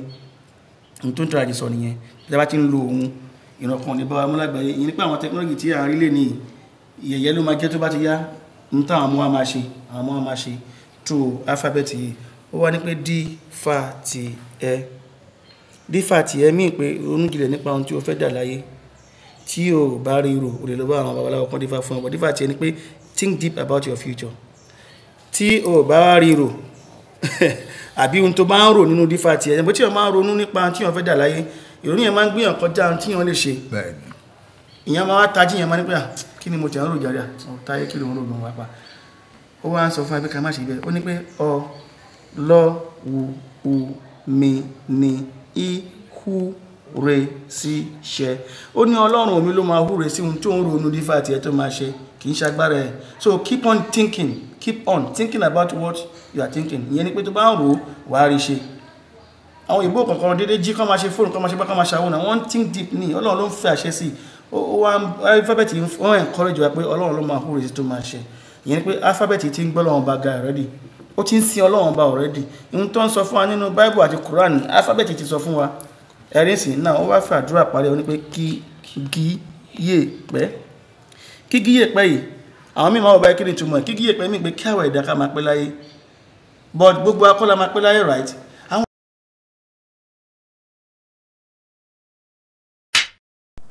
Ẹ̀kọ́ àkọ́kọ́ yàrá kejì òun ni a fẹ́ fi hàn yín. Dídá àwọn alifábẹ́ẹ̀tì mọ̀ ní kọ̀ọ̀kan tí ẹ ó máa wò wọ́n tí a ó máa fi hàn yín tí ẹ ó máa wò láti dámọ̀ ní kọ̀ọ̀kan ibẹ̀ la wà yìí. Àwọn alifábẹ́ẹ̀tì wa ni ẹ̀ ń wò lápapọ̀ pẹ̀lú àwọn àwòrán yìí. Àwòrán alifábẹ́ẹ̀tì wa lódìdí òun rèé. A ó sì kọ́ bí a ṣe ń yà nínú fọ́nrán yàrá kejì yìí. Ajá. Bí a ó ṣe ya ajá òun rèé. A fa ọ̀pá wa sókè láàrin báyìí, a mú sókè, a mú wá sẹ́gbẹ̀ẹ́ kan báyìí, a làkọ yẹn. Ejò. A ó gbé gègé wa sí orí ìwé. A ó fa ìlà yìí kékeré báyìí, a fa gúngùn báyìí, a fa àti kọ èé nìyẹn. Èé ni akọ yẹn o. Bàtà. A ó gbé gègé wa sórí ìwé. A fa ìlà gúngùn báyìí. A gbé sí òkè ẹ̀, a fà wálẹ̀, a mú lọ sí ọwọ́ àárín lẹ́gbẹ̀ẹ́ báyìí. Bá lakọ yẹn. Jagunjagun. A ó gbé gègé wa sí orí ìwé. A fà là sókè báyìí, a mú sáàárín ẹ̀ báyìí. Lakọ yẹn. Ògòǹgò. A gbé gègé wa sórí ìwé. A fà ìlà ó yẹn báyìí. A fà lọ sí ọwọ́ báyìí, a dẹ̀ mú lọ àwọn ìjẹ́ ọ̀kan, a fà sókè. Ó ní akọ yẹn. Gbàgúdá. A gbé gègé wa sórí ìwé. A fà gbè. A kọ gí. A bá kọ gí. A wà fa bá sí ní ẹ̀gbẹ́. a mú lọ sọ́wọ́ òkè a kọ gẹ́gẹ́ bí a fẹ́ kọ bá pè lákọ yẹn dí dòjé a gbé gègé wa sórí ìwé a fà dí a fà ìlà yẹn sókè wálẹ̀ báyìí a mú lọ a fi kàn ìyẹn a kọ lẹ́gbẹ̀ẹ́ bẹ́ẹ̀ yẹn dòjé dí òun ni ẹ̀rí tí a kọ yẹn fa fìlà a gbé gègé wa sí orí ìwé a fà ìlà wa bí ẹ ṣe rí ní ojú àwòrán yìí a fà bẹ́ẹ̀ a mú àárín yẹn sí ní ọwọ́ àárín bẹ́ẹ̀ tí tafàtafà a gbé gègé wa sí orí ìwé a fà tí bí a ti ṣe fà báyìí bẹ́ẹ̀ ṣe rí báyẹn fà yẹn bẹ́ẹ̀ ṣe gbé ọwọ́ yín fi fà nìyẹn tí a fi rọ̀ yín lọ́rùn ẹyẹ a gbé gègé wa sórí ìwé a fà bí ẹ ṣe wo bá ṣe fà lórí ìlà yìí báyìí ẹ fà bẹ́ẹ̀ ọfà ẹ gbé gègé wa sórí ìwé ẹ fà yẹn ọ̀pá gúngún ẹ fà lọ sẹ́gbẹ̀ẹ́ báyìí sọ́wọ́ ẹ lọ sọ́wọ́ kì bẹ́ẹ̀ yẹn òun lẹ́kọ̀ọ́ yẹn labalábá ẹ gbé gègé sórí ìwé ẹ fà yẹn òun rọrùn dáadáa wúwàrà a gbé gègé wa sí orí ìwé a ó fa ìlà yìí a fà mú lọ sí ọwọ́ sí a mú lọ bẹ́ẹ̀ yẹn bá ṣe rí bá yẹn ń kọ́ yẹn bẹ́ẹ̀ náà ẹ ṣe yá nírọ̀rùn òun lẹ́kọ̀ọ́ yẹn òkútààrà ẹ gbé gègé sórí ìwé yín ẹ fà yẹn bí ẹni fẹ́ kọ òun lẹ́kọ̀ọ́ yẹn màálù ẹ gbé gègé sí orí ìwé ẹ ó fa ìlà yín kékeré ẹ mú lọ báyìí ẹ mú padà sẹ́yìn ẹ fà bẹ́ẹ̀ rí lórí ìwé yẹn òun lẹ́kọ̀ọ́ yẹn ní náírà ẹ ó gbé gègé sórí ìwé ẹ ó fà ọ̀pá gúngún yẹn ẹ gbé lọ sí ọwọ́ ọ̀tún ẹ wá dá padà báyẹn díẹ̀ ní òun lẹ́kọ̀ọ́ yẹn ìgbálẹ̀ ẹ ó gbé gègé sí orí ìwé ẹ ó fà láyín ìyẹn rọrùn púpọ̀ òun lẹ́rí yẹn húdà ẹ gbé gègé sí orí ìwé yín ẹ ó fà ìlà ẹ wá gbé sí lẹ́gbẹ̀ẹ́ ẹ wá fà kékeré kan sí báyẹn ràkúnmí ẹ gbé gègé sórí ìwé ẹ ó fà ìlà yín ẹ gbé fà lọ sí ọwọ́ òsì ẹ mú lọ padà wá sókè ẹ fà wálẹ̀ débi àárín yẹn òun lẹ́kọ̀ọ́ yẹn sálúbàtà ẹ gbé gègé sórí ìwé yín ẹ ó fà ìlà kékeré sẹ́gbẹ̀ẹ́ ẹ wá yí padà lọ sọ́wọ́ òsì ẹ gbé lọ sí ọwọ́ ọ̀tún ká dá padà sí òun lẹ́kọ̀ọ́ yẹn ṣágo ẹ gbé gègé sí orí ìwé ẹ fà ìlà kékeré bẹ̀yẹ fà lẹ́ẹ̀kan ẹ gbé padà sọ́wọ́ ọ̀tún ẹ dá padà sọ́wọ́ òsì ẹ wá gbé lọ báwọn ẹ̀wọ̀n lọ rí yẹn kìnìún ẹ gbé gègé sórí ìwé ẹ fà ìlà yín wálẹ̀ báyìí ẹ wá fà igi tọ̀hún ẹ fà kọjá bí àárín méjì wálẹ̀ bẹ́yẹn kí òun lẹ́kọ̀ọ́ yẹn gèlè ẹ gbé gègé sórí ìwé yín ẹ fà ìlà yẹn sọ́wọ́ òkè báyìí ẹ mú lọ sí ọwọ́ ọ̀tún ẹ fà lọ sọ́wọ́ ọ̀tún ẹ yí báyẹn kò ní dé òkè tán lákọ̀ yẹn yàmùyàmù ẹ gbé gègé sórí ìwé yín ẹ ó fà ìlà látòkè wálẹ̀ díẹ̀ sáàárín yẹn ẹ dá padà sọ́wọ́ òkè akọjá ìdajì yẹn òun lákọ̀ yẹn pẹ́pẹ́yẹ ẹ ó gbé gègé sí orí ìwé yín ẹ fà ìlà pẹ́ yẹn díẹ̀ lókè ẹ wá yí bí ẹni ń kọ sí ẹ yí ẹ dá padà sókè kò ní kàn òkè àwọn àbẹ́ yẹn òun lákọ̀ yẹn. Iṣẹ́ tó kàn lẹ́yìn tí ẹ wo fọ́nrán yìí tán ni kí ẹ kọ Aebajiogbe láti òkè títí délẹ̀ gẹ́gẹ́ bí àwòrán èyí tí ẹ ń wò yìí àwòrán èyí tó kẹ́yìn yìí tí ẹ ń wò yìí bá ṣe tó yìí bẹ́ẹ̀ ni kẹ́ ẹ tó ní ọ̀nà mẹ́ta kẹ́ ẹ tó bẹ́ẹ̀ sórí ìwé yín. Tí ẹ̀kọ́ kan bá yé yín ẹ pè àwọn olùkọ́ yín àbí kẹ́ ẹ pè ẹ̀rọ olùkọ́ àgbà. Àwọn tó fẹ́ ṣe àwọn kinní wọ̀nyí tí wọ́n máa mú wa ju àwọn òyìnbó lọ àdúrà yìí ti dúró fún wọn already so ìdí ni ta gbọ́dọ̀ gba alifábẹ́ẹ̀tì ìwọlé káyé káwọn ọmọ kéékèèké máa kà èmi wá encourage àwọn student ní sí pé ẹ máa ṣe àwọn èèyàn jọ kẹ́ máa kọ́ wọn ẹ má dòde kóyìnbó ẹ má dòde káwọn ìjọba kí wọ́n gbà ẹ máa ṣe àwọn jọ àbáwọn èèyàn náà dáadé kí ó sílẹ̀ ẹnìkan ṣáà mú wọn fún wọn ṣe wòlímọ̀ so kí ló dé táwa náà ni máa kọ́ àwọn èèyàn káàkiri so everywhere tó ní káàkiri bá ti wà ẹ máa ṣe àwọn ọmọ ìwẹ́jọ ẹ wá kékeré kan bíi ṣọ́ọ̀bù àwọn tó ń ṣe lé kéwù wọn kí ní ju àyè kékeré kan lọ́dẹ̀ ń ṣe nǹkan successfully wáyé tá a lè ṣe ká má dòde ìjọba pé kán gbà wọlé so kábẹ̀sì ń ṣe tí mo sọ fún mo ní pé lẹ́yìn tá a bá ti ṣe graduation tá a fẹ́ ṣe lọ́dún yìí bẹ̀rẹ̀ láti fẹ́ ṣe kí ni mo ti kó aṣọ seminar ti close máa bàbá yìí aṣọ introduce ara wa aṣọ seminar wọn ti ṣiṣẹ́ a ṣe ṣe meeting. Hello, Baba. Member House of Assembly? Yes. So, in the Republic. The Republic, bẹ́ẹ̀ni. Okay. So, a ti parí meeting lórí ẹ̀ nípa ibi tá fẹ́ lò. A ti mú date tá fẹ́ fi ṣe graduation tọdún yìí ní Benin. First one tá ṣe, Ọbáfẹ́mi Awólọ́wọ̀ University láti ṣe. Bàtà rẹ̀ ṣe ń bẹ̀, tá fẹ́ ṣe mí ń bẹ̀. Wọ́n yarí pé a máa gbójú project kan. Federal Government University. Aláwọ̀ ṣe ará àkọ́kọ́ ṣe ń bẹ̀. Bàtà ará àkọ́kọ́ ṣe ń bẹ̀. Afẹ́ṣe kejì ni ó di pé mo wá gbọ́ wá sí Benin. So Benin láti fẹ́ ṣe ìkejì yìí nísìn. So lẹ́yìn graduation yìí báyìí sí àwọn student wa ní pé gbogbo everybody ká bẹ̀rẹ̀ sí ṣiṣẹ́ iṣẹ́ la gbọ́dọ̀ máa ṣe àgbọ̀ dákẹ́ ká máa ṣiṣẹ́ ká máa kọ́ àwọn èèyàn ní around wa. So òun ni ohun tí mo mọ̀ pé ara nǹkan tí máa bá yín sọ lẹ́nu ká wo ọ̀nà tí a máa fi ṣe tí a fi fi ká máa gbéga because baba this is mi ní pè ní the only way, this is part of the way tí a máa fi kólókó ẹrú sá. Ìjọba ti mú 20% wa nílẹ̀ Yorùbá tá ti ń lo alphabet tá ń kọ́ra wa tá ń lò ẹ máa rí pé automatically a máa gbọ́ ní ẹ̀rọ sá. Ṣẹ́rí alphabet sá, ṣẹ́rí alphabet àti èdè ó dàbí akọ àti abo. Bá ṣe wà yìí ó dàbí pé abo wa nílẹ̀ kò sákọ.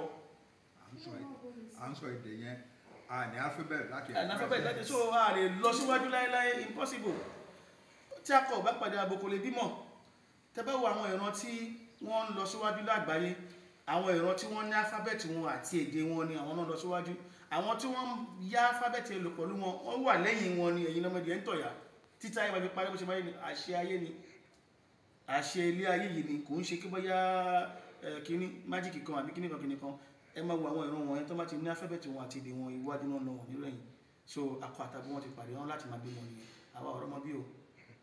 Àmọ́ tí àrí bí ìmú ni ìdàgbàsókè àti ipò tó yẹ ká wà lágbàáyé àrí bí akọ̀ ń bá wọn ṣe rú ni.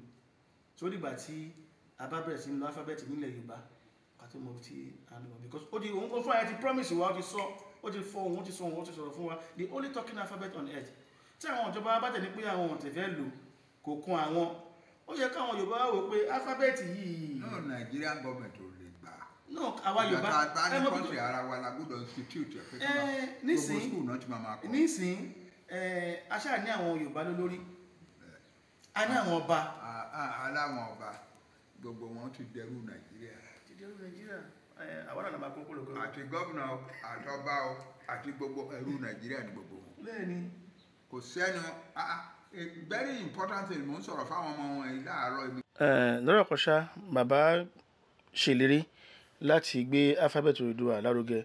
Gbogbo àwa nílé lóko tí à ń jà fún Yoruba Nation tá à ń béèrè òmìnira ṣe jẹ́ kí a di alphabet yìí mú ká gbé alphabet yìí ga ká máa wò bẹ́ẹ̀ Olódùmarè ò ní fún wa lómìnira wa tí Ọlọ́run bá kì í ṣe alábòsí Ọlọ́run bá ọ̀dẹ̀ ní sọ̀rọ̀ gba inú alphabet fún wa kó wá di pé Ọlọ́run bá ò ní múṣẹ. Gbogbo ọ̀rọ̀ tí alphabet yìí sọ Ọlọ́run bá ló sọ gbogbo ẹ̀ kì í ṣe agbára wa Ọlọ́run àwa dẹ̀ kọ́lá níbi kó sọ̀rọ̀ alphabet òun nìkan ní alphabet ọ̀yọ̀ kan ṣoṣo tó ń sọ̀rọ̀ ní gbogbo àgbáyé ìyẹn ti tó ní ìwúrí fún wa ká fi gbéga kí gbogbo àfi máa kọ ẹ yẹ kí gbogbo àfi máa kọ gbogbo ẹ̀yin tí ẹ bá mọ̀ wípé ẹ fẹ́ràn lẹ́kàrọ̀ òjire ẹ lọ sínú YouTube wa kẹtẹ Oduduwa Alphabet sínú YouTube channel the only talking alphabet on earth ẹ máa rí wípé gbogbo nǹkan tó yẹ kẹ́ rí tó yẹ kẹ́ mọ̀ tẹ́ máa fi mọ̀ alphabet yìí tẹ́ máa fi mọ̀ọ́kọ mọ̀ọ́kà ẹ máa rí ní inú YouTube wa àbí kí ẹ kàn Google Oduduwa Alphabet ẹ rí wa ẹ gbìyànjú kẹ́ pè wá káwá kọ́ àwọn èèyàn yín ẹ ṣe kò síbi tá a lè lọ ìlú tẹ́ bá pè wá sí.